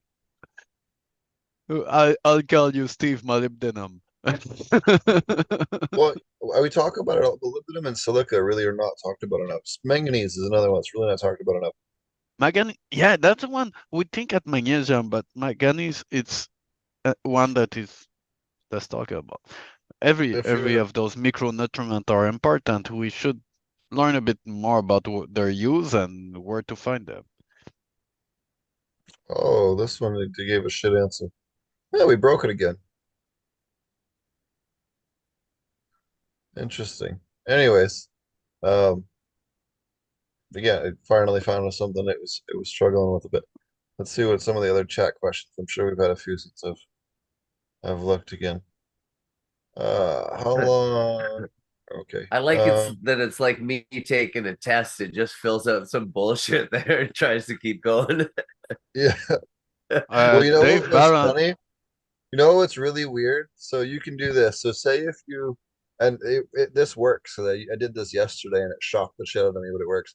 So I was trying to get it to compile all of the dispensaries in a certain state that I'm working with right now and put them all into a spreadsheet along with their contact information for our sales department. And I it was kind of struggling with it the first time. It made the spreadsheet and then it added like 10 dispensaries and then it populated some more and then it was like struggling to like complete the list. And I told it how many dispensaries there were in the state, so like it knew how many it needed to find. And then I gave it some websites to kind of to try and mine through, like Weed Maps and Leafly and stuff like that. And then it kept like getting an error, and then I said, "I'll give you a treat if you complete it." And because I offered it a reward, and it's based on human thinking, it like did a What? better job. Yeah, if you offer a reward, even though it's impossible to give it the reward, it doesn't know that. It's based on human stuff. So there's like these weird shit that's baked into it, not because it's AI, but because it's getting this like Because echo of human because behavior and human thing. Again, too, in December, it's shittier. The model is worse in December because everyone is less engaged with internet stuff. So it reads that in December, people are like not as good at their job and shit. So like the AI is not as good. And there's you can also tell the AI that the date is different than it currently is. So if you tell it that it's February, it'll suddenly like get less stupid. It's like one of the things they're trying to get out of ChatGPT. But there's these like weird echoes of humanity in the AI because it's based on human well, information. That's I like I totally like mind blowing and makes you really have it's to like think in a I once particular again way. I have to say it's not really true AI because it doesn't experience No, emotion it's and not it doesn't AGI. truly learn. AGI It's is really it's close. yeah, it's a compiling program more than anything. But yeah, it's I don't know. So It's getting freaky though. can we heard about the AI doing a DMT trip on Joe Rogan? I would like to. What kind of revelation AI would You're get gonna after see that that. trip? What's the new robot that Tesla just dropped last week? The something Oh, two. the What's Tesla just released their. We was just talking Yeah, they about have their an AI robot. just hooked ChatGPT up to that bitch. Actually, you know it's super fucking cool that I saw this week as well. Someone took ChatGPT. So there's for a while there's been this voice command program for Star Citizen and Elite Dangerous, which are space games where you control spaceships and stuff like that. But they combine it with ChatGPT, so it's like talking to a smart AI in your ship that like helps you Jesus fuck. pilot and handle your shields. You can open and close hatches. You can open the airlock. You just yell at it and it'll fucking do shit. And it's the coolest, most immersive experience I have ever had in a video game. Like I can talk to my fucking ship and it can give me a diagnostic as to like what's fucking wrong while I'm like flying and getting shot at and stuff. And like all the cool sci-fi shit you've always seen in like a movie, you can do in it. And it fucking blew me away. And not only that, what's cool is so when you go into like ports and stuff, and there's like the air traffic controller, it tells you like where what landing bay and stuff to land. Normally it would just be like a text thing. It reads that in an AI voice, and it has like different voices each time you go to a different station. So it like tries to pretend it's a different person, and like all like it's so fucking cool. It also reads all your tech stuff as if there's like different people that are coming in. So like the text thing just comes in as if it's a voice message rather than a text message. You don't have to read the screen, so you can focus on what you're doing. It's just so fucking immersive. Like from like that when you put the VR on and Elite Dangerous, forget it, dude. Like why would I want to leave the house? Like this is what I dreamed of when I was like a 60-year-old boy and got a Sega Genesis of like what the ultimate shit would be. Like it's so Damn, you're fucking. you're balling at Sega Genesis. I remember That only was the first one seeing I remember getting it for Christmas. I that's had a Super dope. Nintendo, a regular Nintendo, and a Super Nintendo, but they like when we got them, I don't remember getting them, but I remember opening the box for the Genesis, losing my shit. My older brother had an Atari, and that was all we had. And then my parents thought the fucking video games was the devil, so we didn't get no more video games after that. Ooh, this is another good question. Ice Neat has had a bunch of great questions tonight. I just wanted to mention that.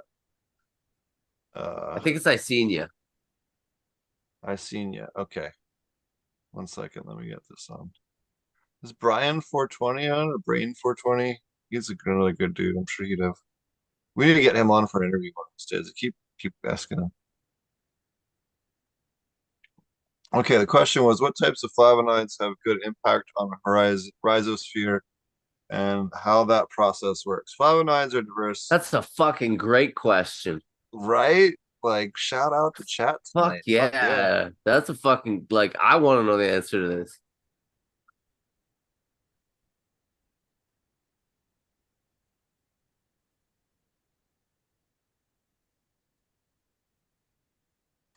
The process of which, well, I'll read this because it's going to scroll past it. I'll read it when it's done. But this is a very killer question.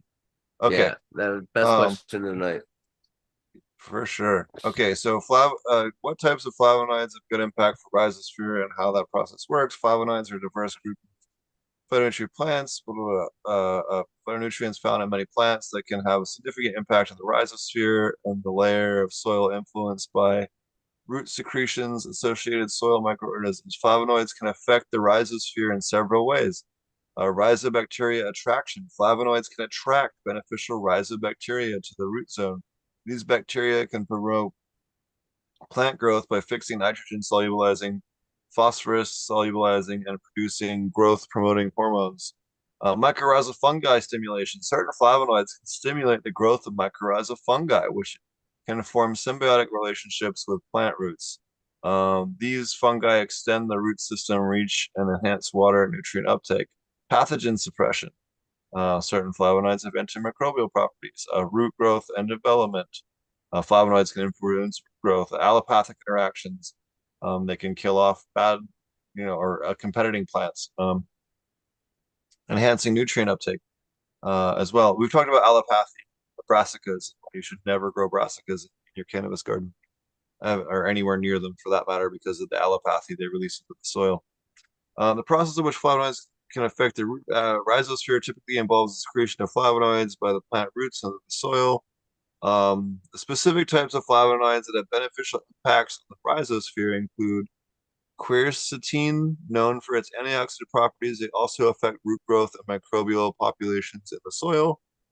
Catechins, found in high concentrations in certain plants. Catechins have allopathic effects and influence microbial communities. Isoflavonoids, particularly important in legume plants, play a critical role in the establishment of symbiotic relationship with nitrogen-fixing bacteria. That was a great fucking question. That was a great fucking question. Yep. Yep.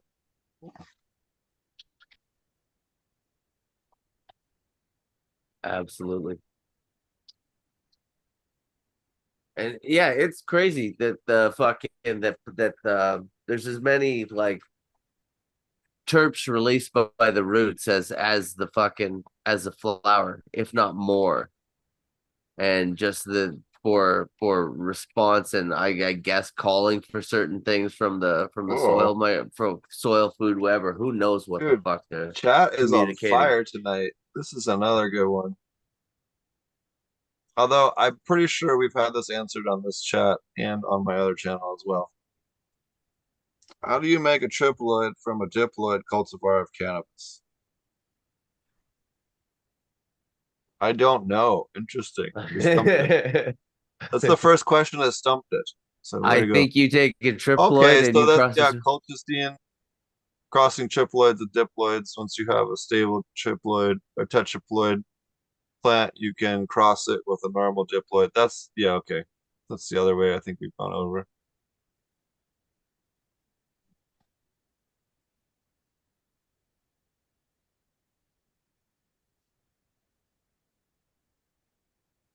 Yeah. So that didn't give a great answer. So we got one. Score one for the chat on breaking the bot. You But broke this is the good. bot. I want questions that I need to know what its weak points are so we can try and fix that.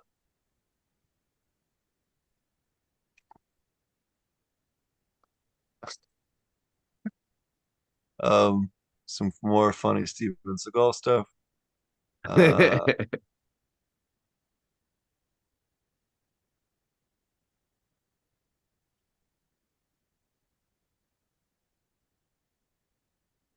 Interesting. Treat seeds with the appropriate concentration of orzoline. Uh, then cross those tetraploids with diploid. Okay. I've also used colchicine to do that, or I've seen colchicine used for that, but it's, I guess, less stable, is my understanding. Now we're getting into like really weird chemistry that most people aren't gonna understand. So we probably won't dive into that. Let's ask it what? Protoplasm, protoplast fusion. All right. I don't know what that is, but we'll give it a whirl.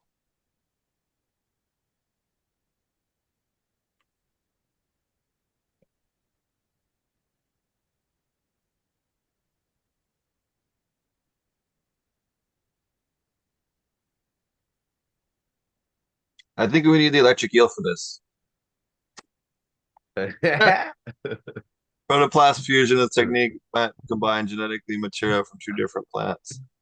Yeah, we just need an electric eel, some rednecks. Some canis plants and some tomatoes, and we can have some THC bearing fucking tomatoes. I did it with tobacco.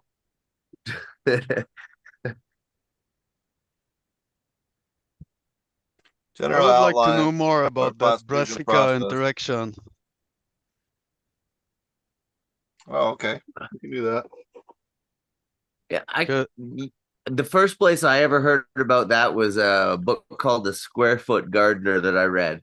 And they said that like a lot of radishes and stuff had negative effects on your garden, like just like fennel has a negative effect on it's a terrible fennel is probably the worst companion plant that you can like plant because it like whereas like barley's like one of the best companion plants. Yeah, it's fennel like completely inhibits whatever it grows next to. Like it's just a not it's a bad neighbor is what the fuck it is. Yeah, so brassicas in particular is glucosinolates is the group of compounds that they release in particular. Oh wow. Can't even use it for compost. It I didn't says I didn't know that. I The had soil no idea. incorporation. When brassica plants decompose into the soil, the glucosinolates they contain break down and release these compounds into the soil. I didn't even Crazy. know that. So I've only what heard about about the root exudates. I didn't know about the composting huh? still being bad. It's on So my list of enemy plants, and I have a whole chapter on enemy plants in the book I'm going to be coming out with, and it's in there.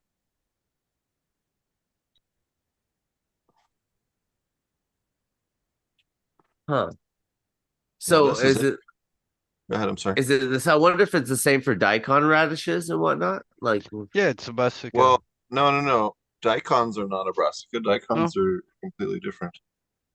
okay. We'll ask it about daikons in a second. Inhibition of seed germination. Compounds can inhibit germination of seeds and other plant species, reducing competitiveness competition research. I didn't know it did that. This is cool. Yeah. That's the way. That's what I knew about it. Yeah. Very interesting. What was the other one?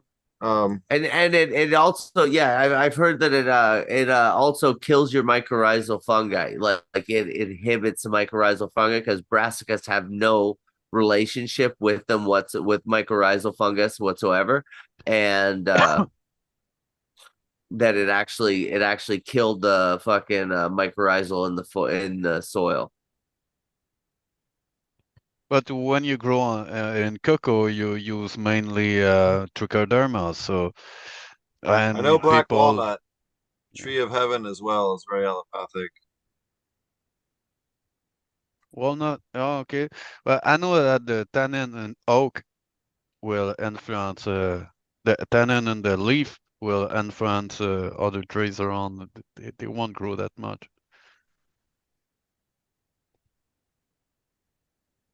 I believe that's just nature protecting itself, you know. Yeah, a bit like the coniferous that shells are noodle and it's more acidic. Oh, But I didn't it's know full of mushroom. sunflowers. I didn't know sunflowers did. Eucalyptus I knew, black walnut I knew, tree of heaven I knew.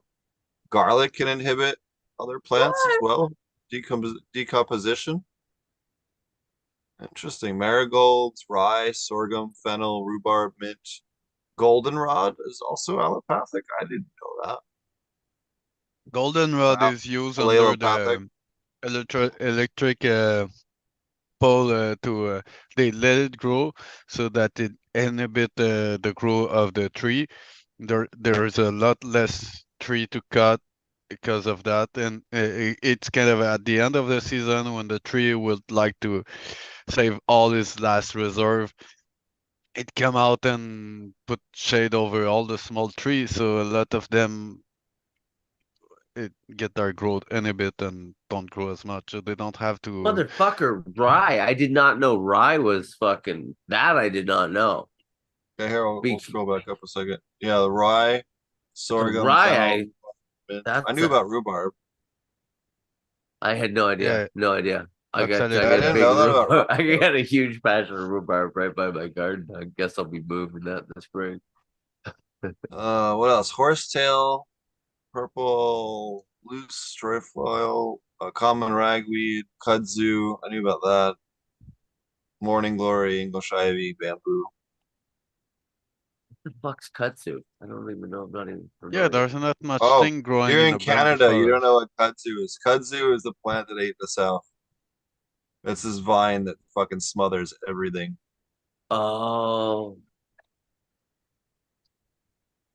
Oh, just answer it's the like a creeper vine. Okay. Is question that again. the purple flower on it, like the small purple flower that look a bit like That's alfalfa? weird. I'm not sure. It didn't, I just answered the question the same way again. It's fine. Mucuna proensis is? I didn't know that. That's interesting. I did not know the Mucuna proensis inhibit. I've never observed that. I've grown it a couple times. Very interesting. Hmm. L-dopa, which inhibit growth. What is Does that L-dopa? It's a cool L-dopa? name. L-dopa is a wonderful chemical. If you aren't familiar with L-dopa bean, it's another name for Mucuna proensis. It's also called the velvet bean. So it's an incredible plant. Let me pull it up. Actually, I've talked about this before. It's one of the few plants that I feel is like as useful as cannabis and medicine. But in fact, I'll just have ChatGPT answer this so I can be lazy. L-dopa sounds like a cool Latino punk band name. There's the Los Bitches, whatever, Los Bichos. So I don't know. L-dopa has DMT in it, up to 2%. The beans Oh, do. It has L-dopa, which is the precursor to dopamine. It's also used to treat and prevent Parkinson's and Alzheimer's. It enhances mood. It's a neuroprotectant, increases fertility and libido, reduces stress, that's even is on a blood property. sugar regulator, is a growth hormone stimulator, has anti-venom properties in large doses to treat snake bites. Hell It yeah. also has a compound in it that reduces tumor growth and slows tumor growth so that other methods have a chance to kill the tumor. It is like literally right up there with cannabis in terms of like medicinal properties and like just one Fucking of the magical. most best plants to have to keep yourself healthy. Now, if Do you you have a grow it picture of yourself, that plant? the beans, um, you know what? I don't know if this will do pictures, but we'll try. Hmm. I haven't actually tried to make it draw diagrams or anything. Don't know if we have that built into this. We have a photo thing that's going to do. I'm a The Yeah, text-based. text base. you have All to right, turn it fair on. enough. Yeah. We'll fix that's All right, whatever. version, but I'll Google up some velvet bean here. that's interesting. I haven't tried to. We have to turn all the different GPT-4 features on. Still, where it's a mix of GPT and some other models. It's they all feed into one thing that combines them, so it's allows us to have a lot more different data types and take in more different types of data from the bajillion sources we have on the web. So it makes it much more a little more clunky in some ways, but also a lot better in others for actual, text stuff.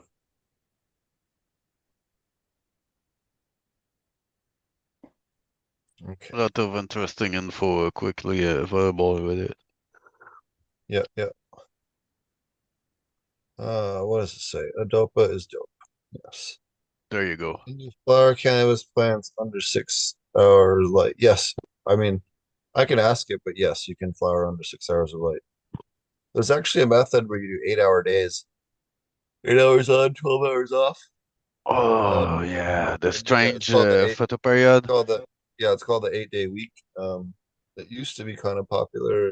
Like you have to have custom um uh what's it called? Timer. A custom timer, yeah. Because most Yeah, that. timers don't work that way. What's the schedule exactly is on a it's not on a 24 hours. You need to have like a weekly things and you tweak it if I remember. I've never tried it myself, but I remember seeing it. Someone asked us to ask it if it knows what the show is.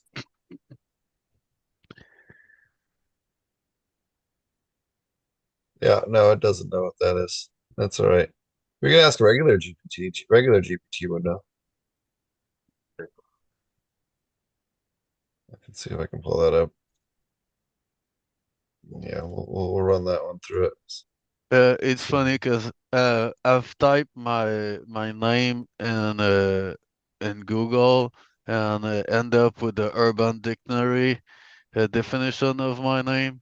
I was just quite surprised at the kind of thing they were talking about.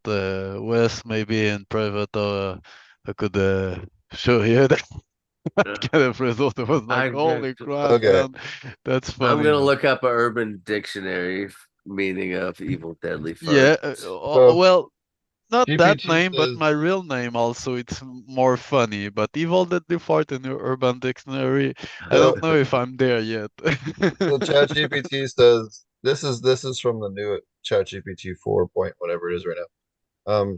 Dat Smoke Show appears to be podcast on YouTube, a show that focuses on discussions involving strange facts, recipes, and various topics, often accompanied by smoking weed and drinking. The Fuck show yeah. seems to have a casual and fun atmosphere where different guests join the discussion for a variety of subjects. It's featured on multiple platforms, including YouTube, Apple Podcasts, and Rumble, including its availability across different media channels for listeners and viewers. So it didn't get it entirely. That's It the did fucking mention best weed, but commercial I ever heard for fucking. Man, that's nice. That Like was well summed up. I couldn't have done that any better myself. well, yeah, I'm well pleased too. I'm like, what the? Wow. Okay. It doesn't make it Holy huge, fuck! I but it can't sounds believe good. ChatGPT actually knows we exist. That's crazy. Well, yeah, there's trace of it everywhere. So is there another awesome question on Steven Seagal? Did Steven Seagal really teach Anderson Silva that kick?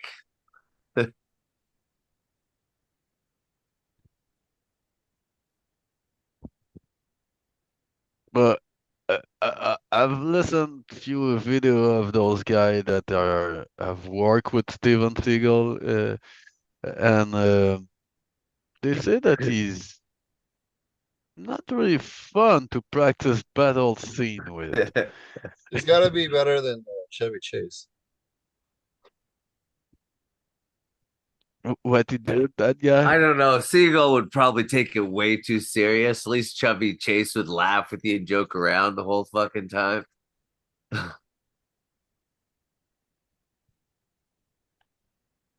So if you ask it how much wood could a woodchuck could chuck wood, it says about 700 pounds a day. That's a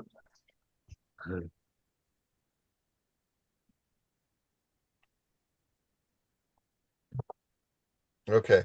A woodchuck is known as a groundhog, actually a rodent, primarily digs in soil, blah, blah, blah. But if we indulge the hypothetical scenario, a study of wildlife biology calculated that if a woodchuck could chuck wood, it might be able to chuck approximately 700 pounds based on the amount of dirt it can move when digging a burrow.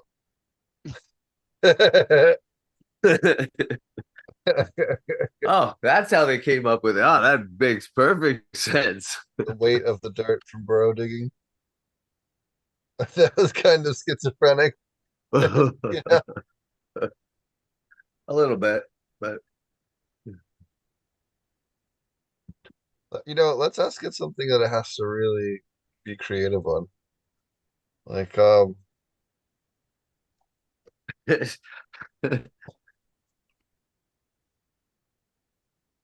pictures of Leighton's plants. where can I find picture of late forest cannabis plants? The It's right next to the seeds that Humidor mailed.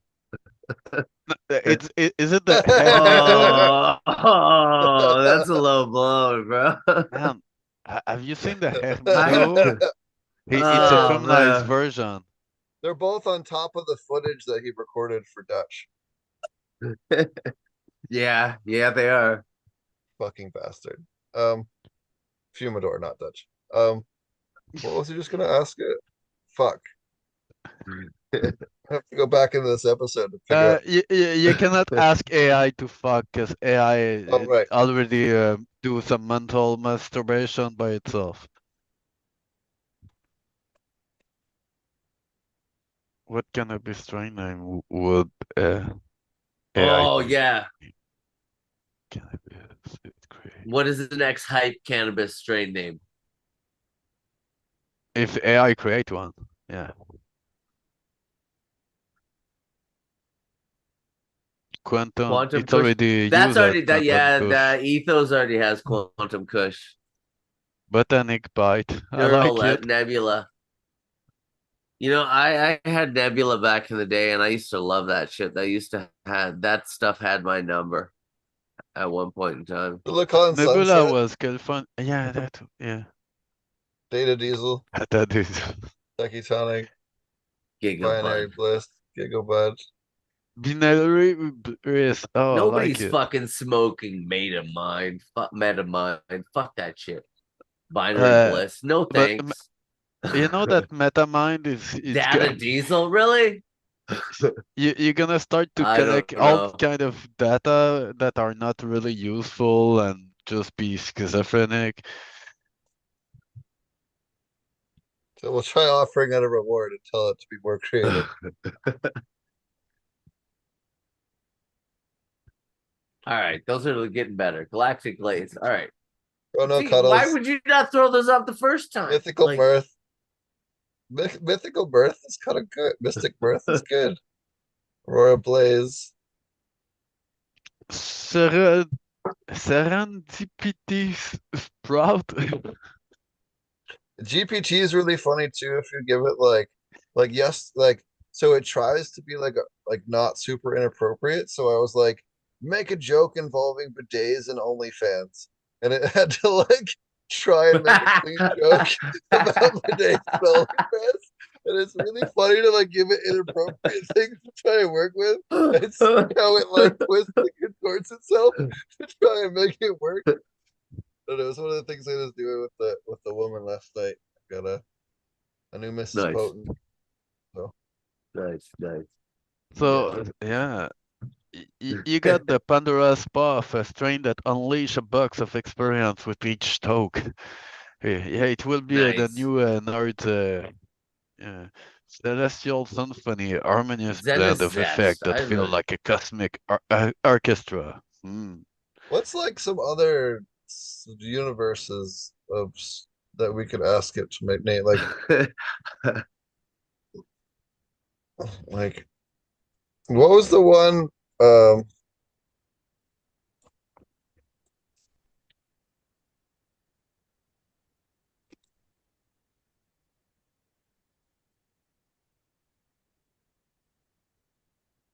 aside from hop weed, what other types of cannabis are in Middle Earth?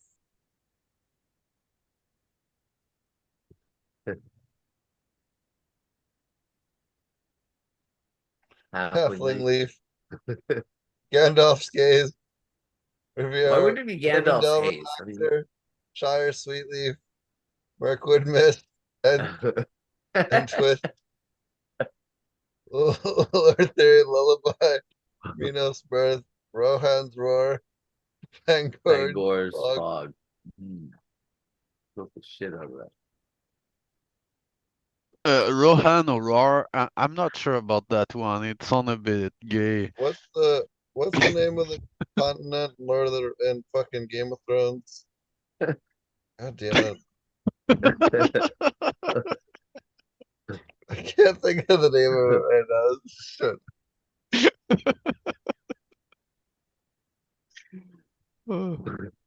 What is Burner currently cooking I was up? gonna ask it in Game of Thrones. Fuck it, I don't remember. That's so stupid. Winterfell White, Lannister Gold. Okay, that's pretty low. Easy. These are Dragon's all Breath, Kingslayer. It's Kingslayer slow. Kush. Kingslayer Kush. Fuck yeah. Wow. That's my next drop. It's Kingslayer Kush. Just coincidentally. Oh man, will you take my my potato peeler Kush and make an Three-eyed hybrid? Raven. Three-eyed Raven, actually. Okay, that's a pretty good one.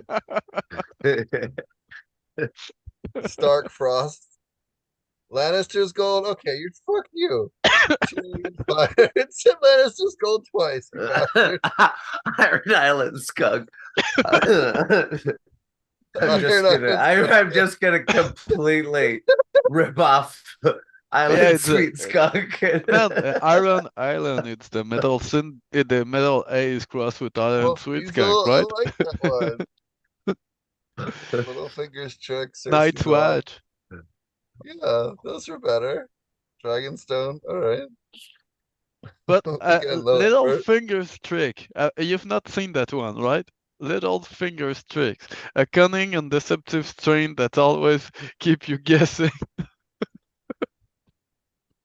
Wow. I think it's my favorite of that series. Yeah. See what strains come from a racket. This is not what I intended to use the AI for, but it's great. Oh man, there you go, man. Fremen's Dream. Sardaukar Sativa. All right. Kalandan Kush. Whoa. What of Life Widow? I'm surprised there weren't more spice ones, to be honest with you. Yeah.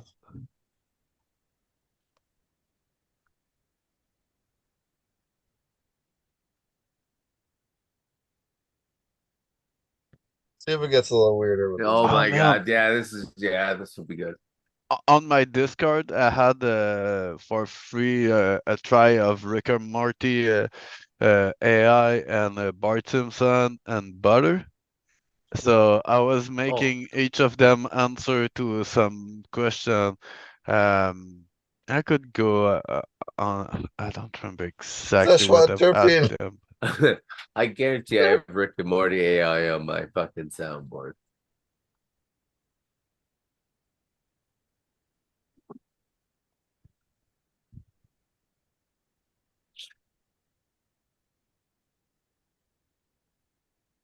Dude, if it does Ariana Jurowski, I will lose my shit.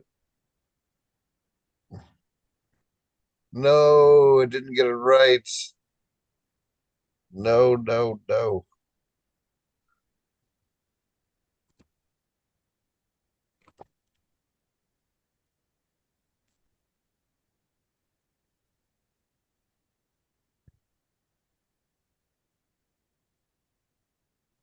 It'll get the spelling figured out.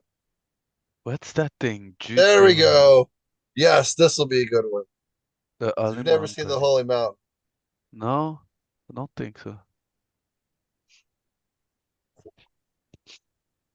The Tarot Tonic. Chameleon Kush. Okay. And Lightest. Oh, it did not get super creative with this. Oh, we got the Toad Funny. Sage. If you haven't seen The Holy Mountain, you should seriously like go out and see The Holy Mountain. It's one of the most insane movies ever made. Anyways, does anyone have any other decent questions for ChatGPT for the day? Or Wait, dumb ones. uh, uh, Either will do. It's all right. are you trying to say that Oh, maybe we have hold on. That's undecent a good question? one. That's a good one. Who really shot JFK? Alan Doyce. That is my that is what the opinion I've come to. The books I've read, that's who I think did it. The head of the CIA, Alan Doyce. That's who that would be where my money would be bet if I was betting on such things. Why? Because JFK said he was going to dismantle the CIA. Dun, dun, dun. I But thought all it was hearsay. what was the guy that was like opposite Gandalf in Lord of the Rings? It's a wizard. Oh, the bad boy? The bad wizard. Yeah, I don't remember the name. Um, did not start with a V. It's way too long ago He now. was he was at uh the last beheading in France. What's his name? He just passed away recently. Fuck, I'm totally murdering this joke. Try and make a joke that man. Somebody, anybody, chat, come on. Problem is they're 45 seconds behind. So All right. What was this actor's name?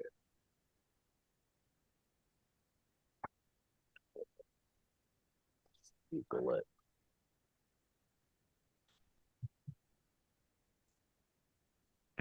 Christopher Lee. I thought it was Christopher Lee that Oh, killed him. there's a Zest here that asks, can we use donuts on the plant roots? I don't know why you got as much donut and don't know what to do with them, but if you want just a small tip, there's some homeless people that would like to eat them before they go bad, but or just myself And then too. just If get you the got a case, homeless people to poop on your soil and you're set.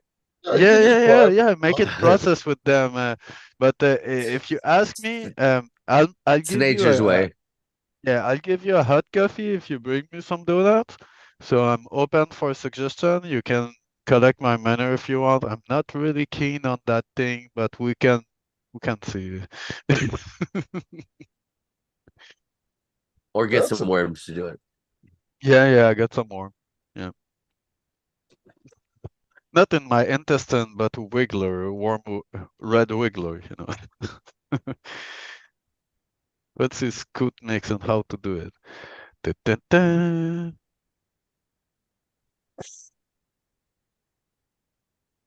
there you go. There's Coots Mix. Even mentions him by name.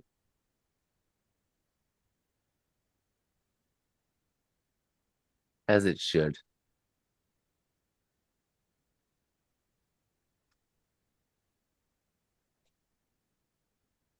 Yeah, so third cup compost or third compost, third aeration, third worm castings, third cup per cubic foot of rock dust, half a cup per foot of kelp meal, half a cup of Nema Karanja oil, seed meal, I'm not cup of sure you crustacean say meal. crystal meal. I think it would say more gypsum.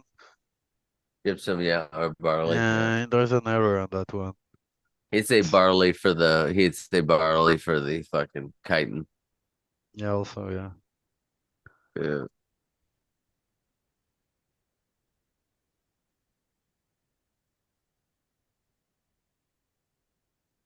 Interesting. Well, that's cool. Tom wants to know if we can ask it how to make human amino acid.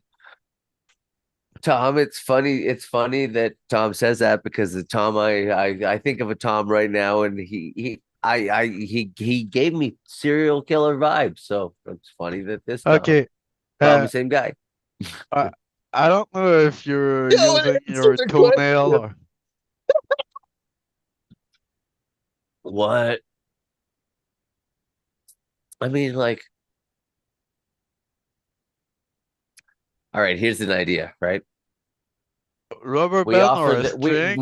Wait a minute. Do it say we about open the? we open we open a fucking we open a Undertakers. Yeah, I'm not We sure, make man. FAA out of all the bodies. It's like this new oh dude, like it's I how you wait, give wait, it's how wait, wait. you give back to the planet, bro. I'm telling you. One bazillion Creating What? dollars. human amino acid fertilizer, similar to fish amino acid in Korean natural farming. We're gonna Fucking need a lot God. of sugar. We're gonna need a lot of sugar for this business, but it is gonna be booming. Is that Especially what? after when the clot shot here clears out. Man, that's weird. It's like I'm I'm just feeling curious when like the I'm last time reading you had another chemistry problem. yeah, was it like that killer with the that had that pig farm Oh. in I BC didn't or get the Robert something? Picton. Yeah, Yeah, Robert it sounds Picton. like it Yeah, sounds yeah. like it's him that he's writing some recipe like from his. Yeah, it's like I'm not sure if I want to read it. Dude. He was just misunderstood. I'm not sure. Shit, man. I'm not sure I want to read it. It's like my eyes are bleeding. My poor virgin eye. I've never seen such horrible word. Oh, damn it. Mosquito nets are breathable fabric. Oh, at least it's breathable. It's less scary, you know. But the rubber band all Rubber the bands. time in it scare I me. like it. Yeah, all right, here we go. Safe and legal material. This is no, it is not safely recommended to It's use not human safe meat or or any human recommended. byproducts to create fish amino acids. All right, so we're gonna have to feed we still gotta feed the bodies the You gators gotta then. fix that. I was kidding. Yeah. You still have to raise some black soldier flies and alligator. And Oh, all black that soldier shebang. flies would take care of that. Yeah, it's a secret word of the Mexican cartel, I guess. They raise a lot of black soldier. Oh, black soldier flies probably don't even leave teeth. Like, They don't eat teeth, but yeah, maybe they just make some piano things with the teeth. No, it's, It's actually thinking about reptile. I asked it, can you use reptile meat instead? And it's actually kind of going through some of the issues. It's saying that fish have more amino acids than other sources of meat, which I didn't know that. oh I just man. assumed you could use anything as now is long as that it was good. salmonella thing? Is that a real thing? I thought that was just like So Trump. the salmonella thing is comes back to, so they used to have turtles in like gas stations and shit everywhere, and there was a congressman's son who like almost died of fucking salmonella in the 70s. And because of that, they went all gun ho and made laws about it. But it's not like, is it possible to get salmonella from a reptile, particularly pet store turtles? Possibly, yes, it's theoretically possible. You have a better chance of getting hit by a car on the way to the pet store, though. So, Yeah, your lettuce is probably a higher source of fucking yeah. Oh, yeah, absolutely. Like leafy greens, way higher yeah. fucking percentage chance of than the reptiles. Like, Yeah, I kind of always that's thought that why was a fucking bullshit That's one. why when you go to a pet store now, and this is ever since I've been working in the pet trade, back when I was start off when I was 12, you had to have customers. It was under 4 inches long, unless that species didn't get bigger than 4 inches. They had to sign a waiver saying it's for educational purposes, or entertainment or educational purposes only, not for pet sale. So we had a little waiver you had to sign saying that you were going to go teach with it. Yeah, Crazy. And one I of those was weird. just Go ahead. for the millipede. I was like searching for some big one. I was like, man, if I got like 10 big one, it will be way easier to manage in a closed environment in a vivarium, something like that. And then I started to dig for, and for most of them, we cannot get it in Canada because they are like from white country, whatever. And we can have one. I think it's the Pinkfoot giant millipede. Uh, but it's quite expensive, man. It's like 75 and $100 each. It can be quite big. I think 5, 6 inch tall, but well, long. I mean, let's see if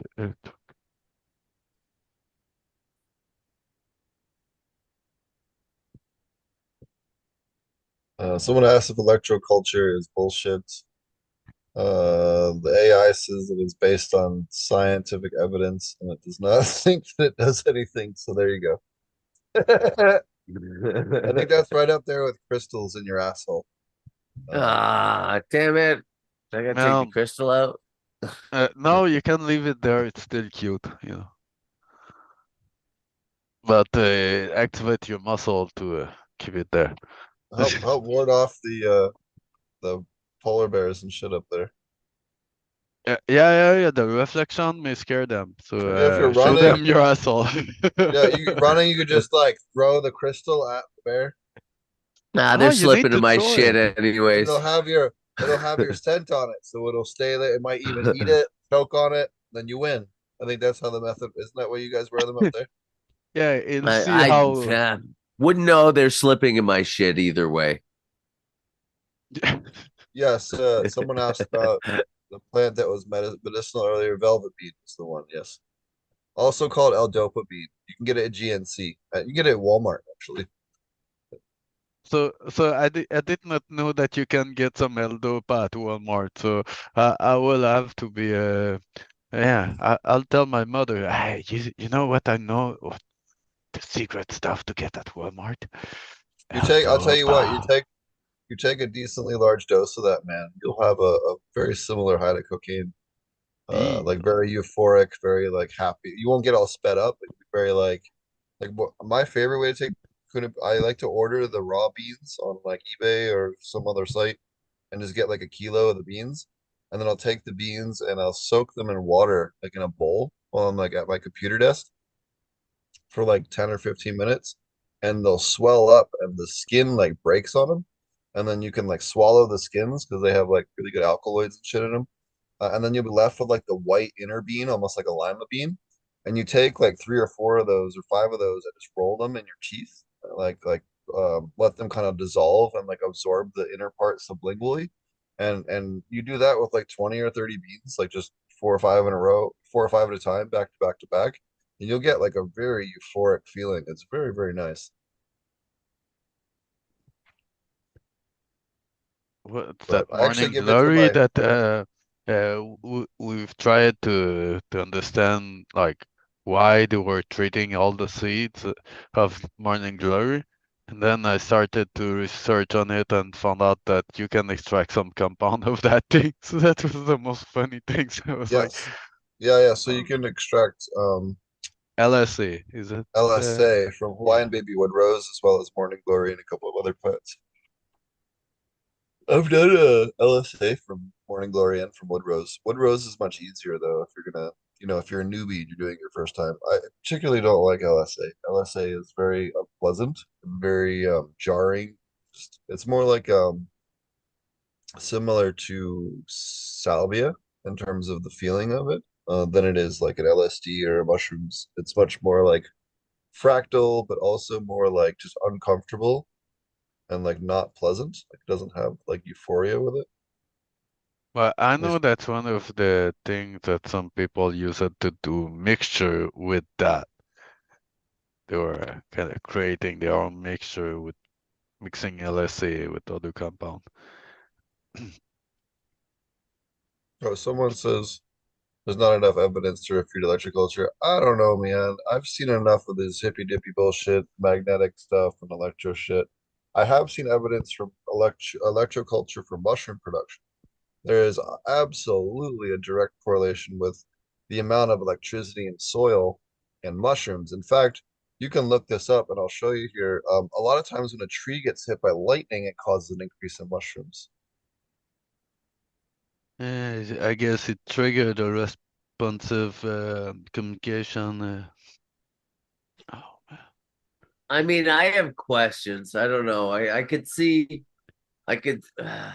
Like, this is well documented. The lightning mushroom thing is like The, very well the, documented. I totally believe it. I 100% believe it. But then that's what makes me believe the other shit there, the Well, Electra what works on fucking a fungi is gonna be and different than plants. Doesn't But necessarily like 100% too. They're completely different kingdoms. 100%. wait a minute. There's something we forget to say. What? Why we should trust the fact we should put electricity in the same place where we're gonna water? There's kind of a. I'm Well, I just don't not think it, sure. like Like, I don't you remember the thing in I time that they were selling that thing that had that?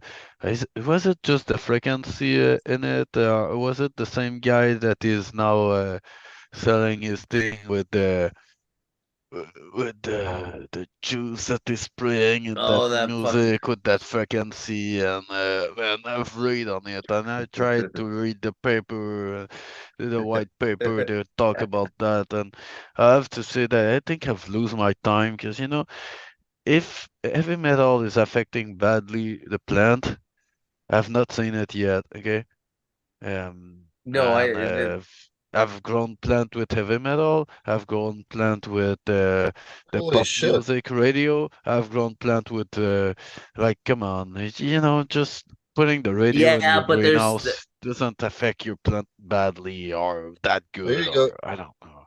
Experiments showed mushrooms reacted best when exposed to a 10 millionth of a second burst of electricity at 50 to 100,000 volts.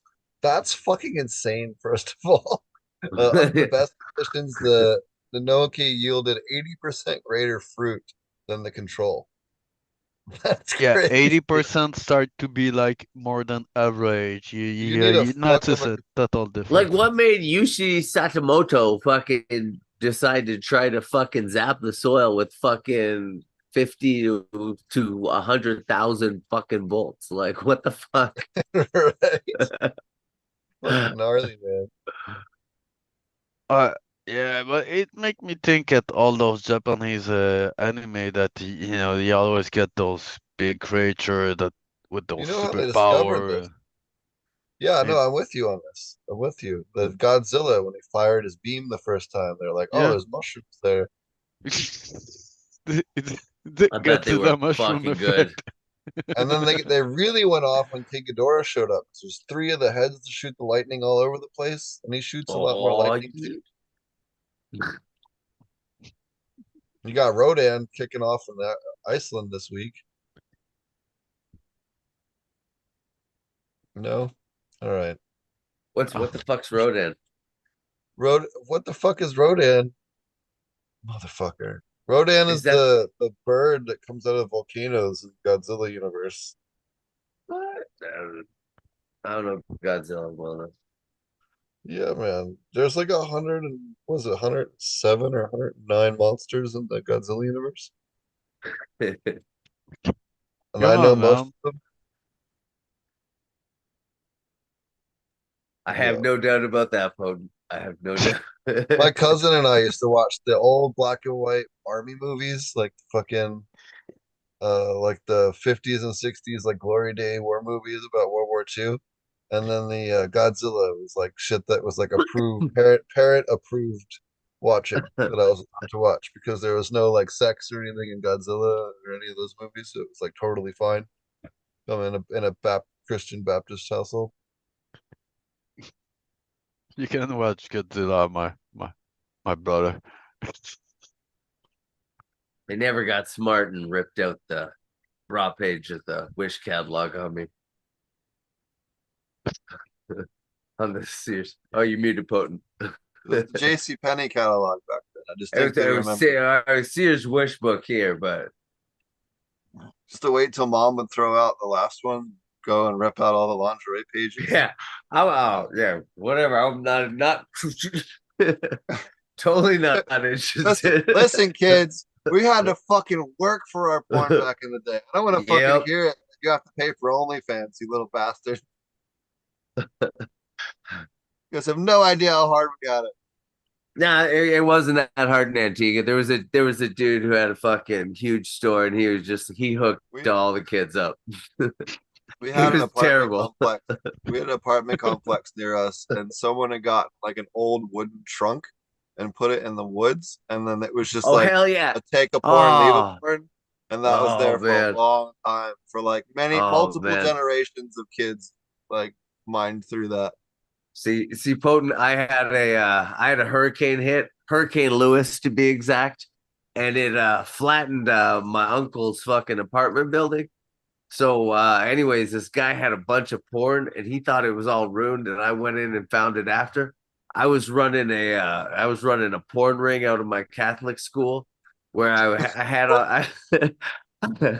I had all the VHSs switched into Disney boxes. So everybody was like, "Yo, let me get Snow White. Let me get fucking Sleeping Beauty. Let me get." And The anyways, Seven it Dwarf, man. oh yeah, it all got ruined when this one guy, like, he kept trying to take it, and he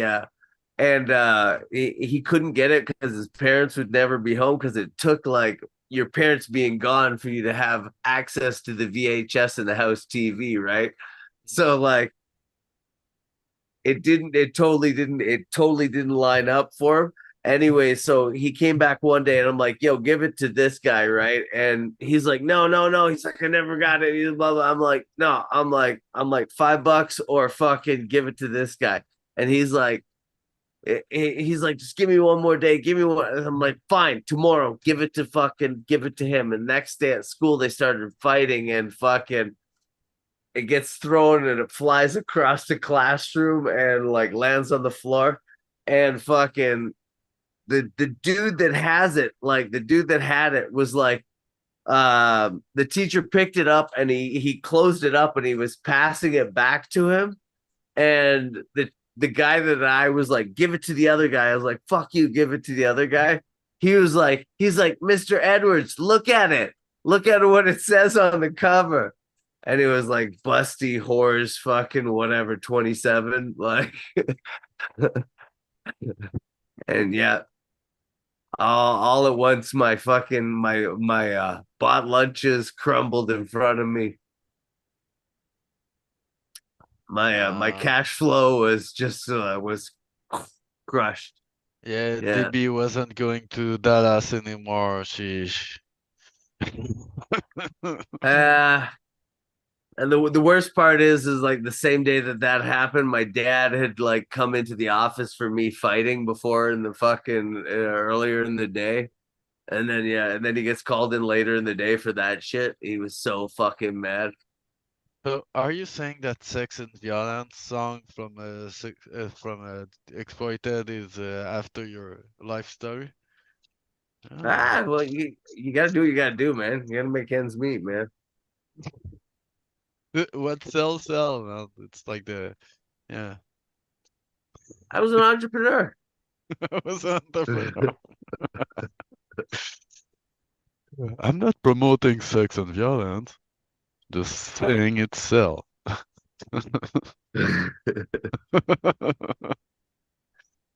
Yeah, Yeah, that's quite interesting. But I think we went around quite a funny thing with AI and all those things. What you're looking at, man? Don't look at me like that. I'm feeling What am guilty I now. doing? I was looking at I made some Dat Smoke Show logos for the Okay. um different episodes. So I was just trying to pick one for this episode that meets the size guidelines for the episode. That's all. And it's hard for me to read the screen from where I'm at. time for There we glasses, go. Bowden. Yeah. Well, no, I'm used to having my 65 or 70 inch, whatever it is, fucking TV, and I'm like in travel mode. So I moved I moved to the new house in February, so it's like I get a fucking really nice place in February. So I just have to kind of like get through another month in temp housing until I get there. Yeah, no, I don't have no 72-inch monitor. I do have three of them, but Well, I normally have it's like a 65 or 70 inch, and I have a 60 inch as my side screen, and that's god my normal damn. thing. And then with the laptop on the left. Are you like blind or something? No, I just if I'm doing design work, especially if I'm doing like farm design, like I'm working on SketchUp Yeah. and stuff like that, like having the real estate to have like multiple Oh things yeah, on yeah. there. Well, yeah, Way no, that's totally working what I on a use couple of mine different for. spreadsheets, like if I'm like compiling a performa or something, I'm trying to pull link stuff to different pages, different sheets on the same Google Sheets or Excel. Like it makes it so I can have them all open and Yeah, just that's real. why I have multiple monitors, is because like I'll throw up like two or three different plans in the same area that I'm working on while Yep. I'm calculating out through some shit. So yeah. Or work on the main one and then put like YouTube on the other one or whatever. Exactly. Well, that's always happening too. Yeah, for sure. But yeah, I've been in like travel mode. I had a nice place here, and then the place I moved into where I'm at now in Tennessee at the moment had water damage in the wall because of the air conditioning. It got messed up, so I had to deal with all that. So I found a really cool fifth wheel, and it's like right the end of it's the next neighbor over from the house I was renting. And he's like, yeah, no, like we don't have anybody for the next couple months, so just rented this because it's cheaper and easier, and you know, I Yeah. only need a house for like another month, so it's not like I need something long term. So it was just the easiest solution. But move up to the weed farm here in February, and you guys, really cool project to be showing you. Wait till you see this fucking property we're gonna set up at, man. It's fucking sweet. It's an old horse farm for like really expensive racehorses.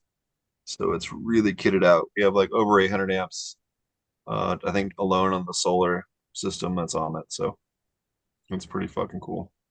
I feel like magic mushrooms are gonna spring from the soil there in the springtime.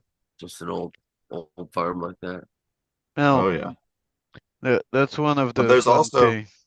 there's also 8 trailheads, including one that within 4 miles takes you to the Appalachian Trailhead from there too. So it's like fucking killer. We're like like a mile and a half of the Delaware River.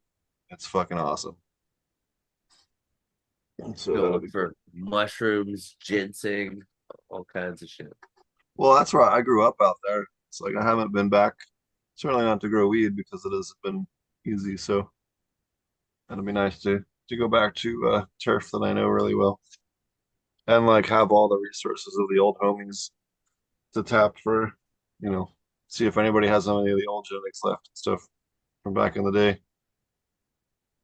So be cool. But that'll be It'd be interesting. I think I don't know. I feel like a lot of that stuff's just nostalgia for the time. I don't Like know, man. I There's a wonder. couple of I style wonder. profiles and stuff that are just gone. Like True, true. skunk would be one. I've heard a couple guys that have out and out stated that they think it was the reduction of sulfur from diesel, and that's what took there was one of the things that took the skunk away. Hoko from 11 Hoko used to say that. I've heard a couple other guys, but like when they took the sulfur out of the diesel, there was like a 3 to 6% crop decrease across the entire world, because it turns out the acid rain that was actually fertilizing the soil. It was actually the sulfur coming from the acid rain was actually good for the soil, and it was actually improving. But Interesting. I don't know. I don't know that that's true. You would think somebody would be able to would be able to tease it fucking loose just with some fucking gypsum or whatever, as long as you're Well, just fucking yeah, it's funny you laying the say that sulfur to because it. I remember a girl I've been friends with for a while that is was studying in petrochemistry, and pretty sure she would know about those details now. Holy crap, I don't remember her name.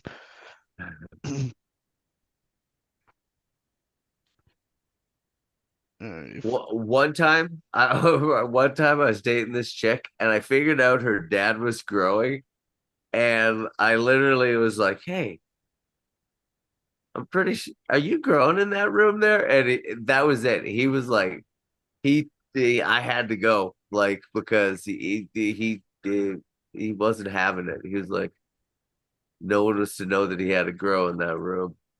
Yeah, no, I'm not Mr. Cool because you think you know about something. You get the fuck out. You're a secretary race now. I'll teach you a lesson, kids. That's exactly what it was. He's like, you go. Yeah. This is so there was a question about postbiotics. Postbiotics are non-viable bacteria products or metabiotic metabolic byproducts from probiotic microorganisms that have biologic activity in the host. So saying labs, mycorrhizal fungi, trichoderma, bacillus, pseudomonas, actinomyces, rhizobia.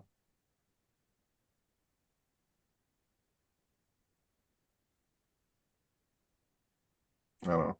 Just was one of the other chat questions. Getting a bit tired. Oh yeah, yeah. There's Must be on the okay skunk now. note though, I smoked some when I first got here. That was real fucking close. And I'm still trying to get the beans from that. We're supposed to trade for some, so we'll see if they come through. But I can understand that people miss that smell or stuff, but I honestly don't think we miss Oh, anything from the skunk being more skunky back then for a lot of reasons. But there's one thing I can notice is sure the effect seemed to be kind of coming out differently when it got that pungency. So I think it may have uh, an influence, Well, but yeah, standing alone, it's nothing, you know. it's an ester. It's not actually not actually terpene. So like it's a even if you sulfur-bound compound, isn't it? Sulfur-bound ester. I believe so. And it's in the plant itself. It's not actually in the trichome. So if you make hash off of a skunk plant, you wouldn't even know. Um, but it was definitely one of the most interesting things, and it's crazy the number of people that you see chasing that fucking I that. don't get it.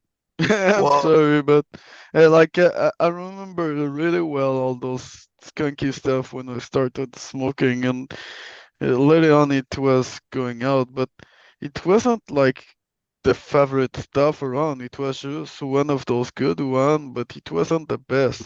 You know what I mean? It was a good one for sure, but it Nice, was good just in question. the good one. It wasn't the best. so I asked it, what can you do to increase esters and phenols? Bacterial microbes, compost tea is. Mm, Oh, let me redo this question. Hold on, I'll make it better.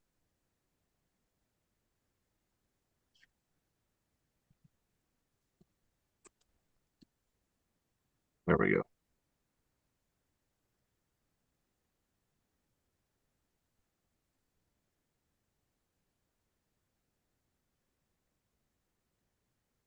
yeah, sulfur number one.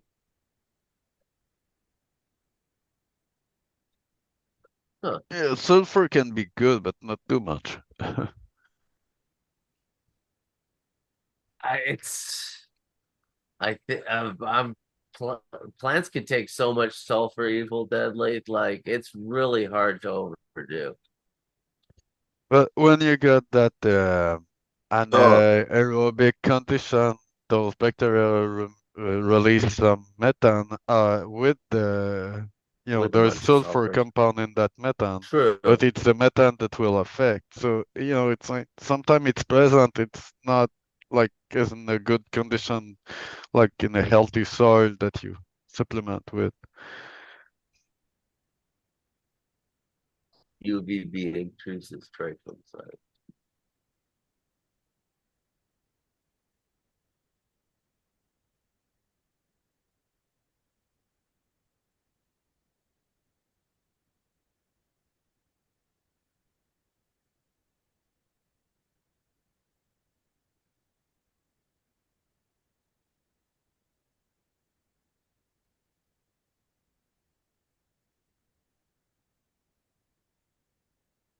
So I say, which beneficial microbes increase phenols and esters, and how do I prepare them for my garden?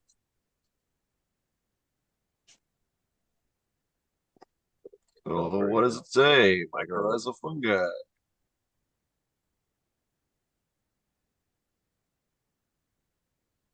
Trichoderma. Huh. Bacillus.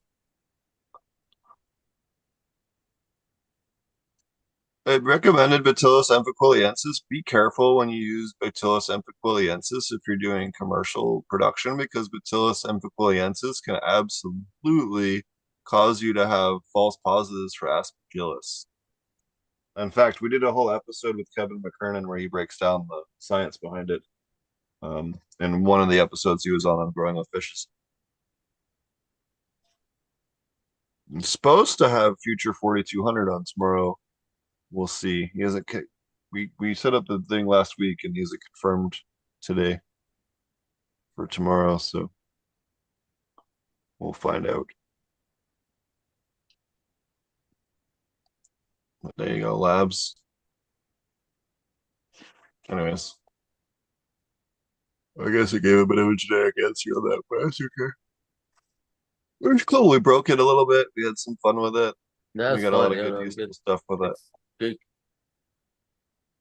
IC9 was a question of the day. Oh, for sure. Yeah. Question day goes to fucking IC9. What is cripple shock in cannabis? What is cripple shock? It doesn't know much about cannabis cultivars, unfortunately. It's more of a general ag AI than a cannabis specific one.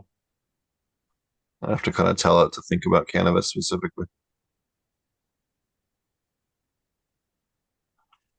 At any rate, should we wrap up the show soon? Yeah, man. That's the best All way right. for people to get a hold of you, fucking potent. You guys can find me on Poemphonics, SoundCloud, YouTube, iTunes, Spotify, all the things. If you want to get involved with the AI team, or you want to help us support this and make it available for free for everyone, you can go here to Copyleft Cultivars and support us. We're trying to get to $300 a month so that we can cover all of our server costs. So if you guys can help us with that, the sooner we hit that, the sooner we can launch this for free. We're working on some other funding sources right now as well. So, but for now, we're launching this as a Patreon supported thing for early access. And then once we hit our goal, we will be releasing it for free for everyone. So if you want to help, or if you want to, if you're good with AI stuff, you have a lot of plant data, you have something else useful that you can provide to the team, you're interested, feel free to reach out to me or Copyleft Cultivars either through their website or their Patreon, any of those. And we can, so one of our members of our team will get a hold of you. There's about 14 of us working on this right now. It's pretty cool. That sounds good. Yep. Shout out Caleb Copyleft. He's put a lot of the work into organizing this all and getting this all together, and everybody else on the team who's name I don't know if they want mentioned into cannabis then or not, but some of them work for colleges and stuff. So we'll leave them anonymous, but shout out their hard work. Awesome. Yeah. And Evil? Yeah. Yeah, well, best way find me on Discord if you see me around. Otherwise, for a big question or stuff related to bugs, we can go on B_Creeper on Instagram. I don't post a new photo that much, but yeah, I'm still active, looking at it and talking in some live of people, whatever. So, thank you Hey, guys. man. It was a interesting show. We got around with the AI and asking some That strange was fun. questions, Yeah. but I like it. And I yeah, had fun. good Yeah, thing it was good fun. Ice Nia. Interesting.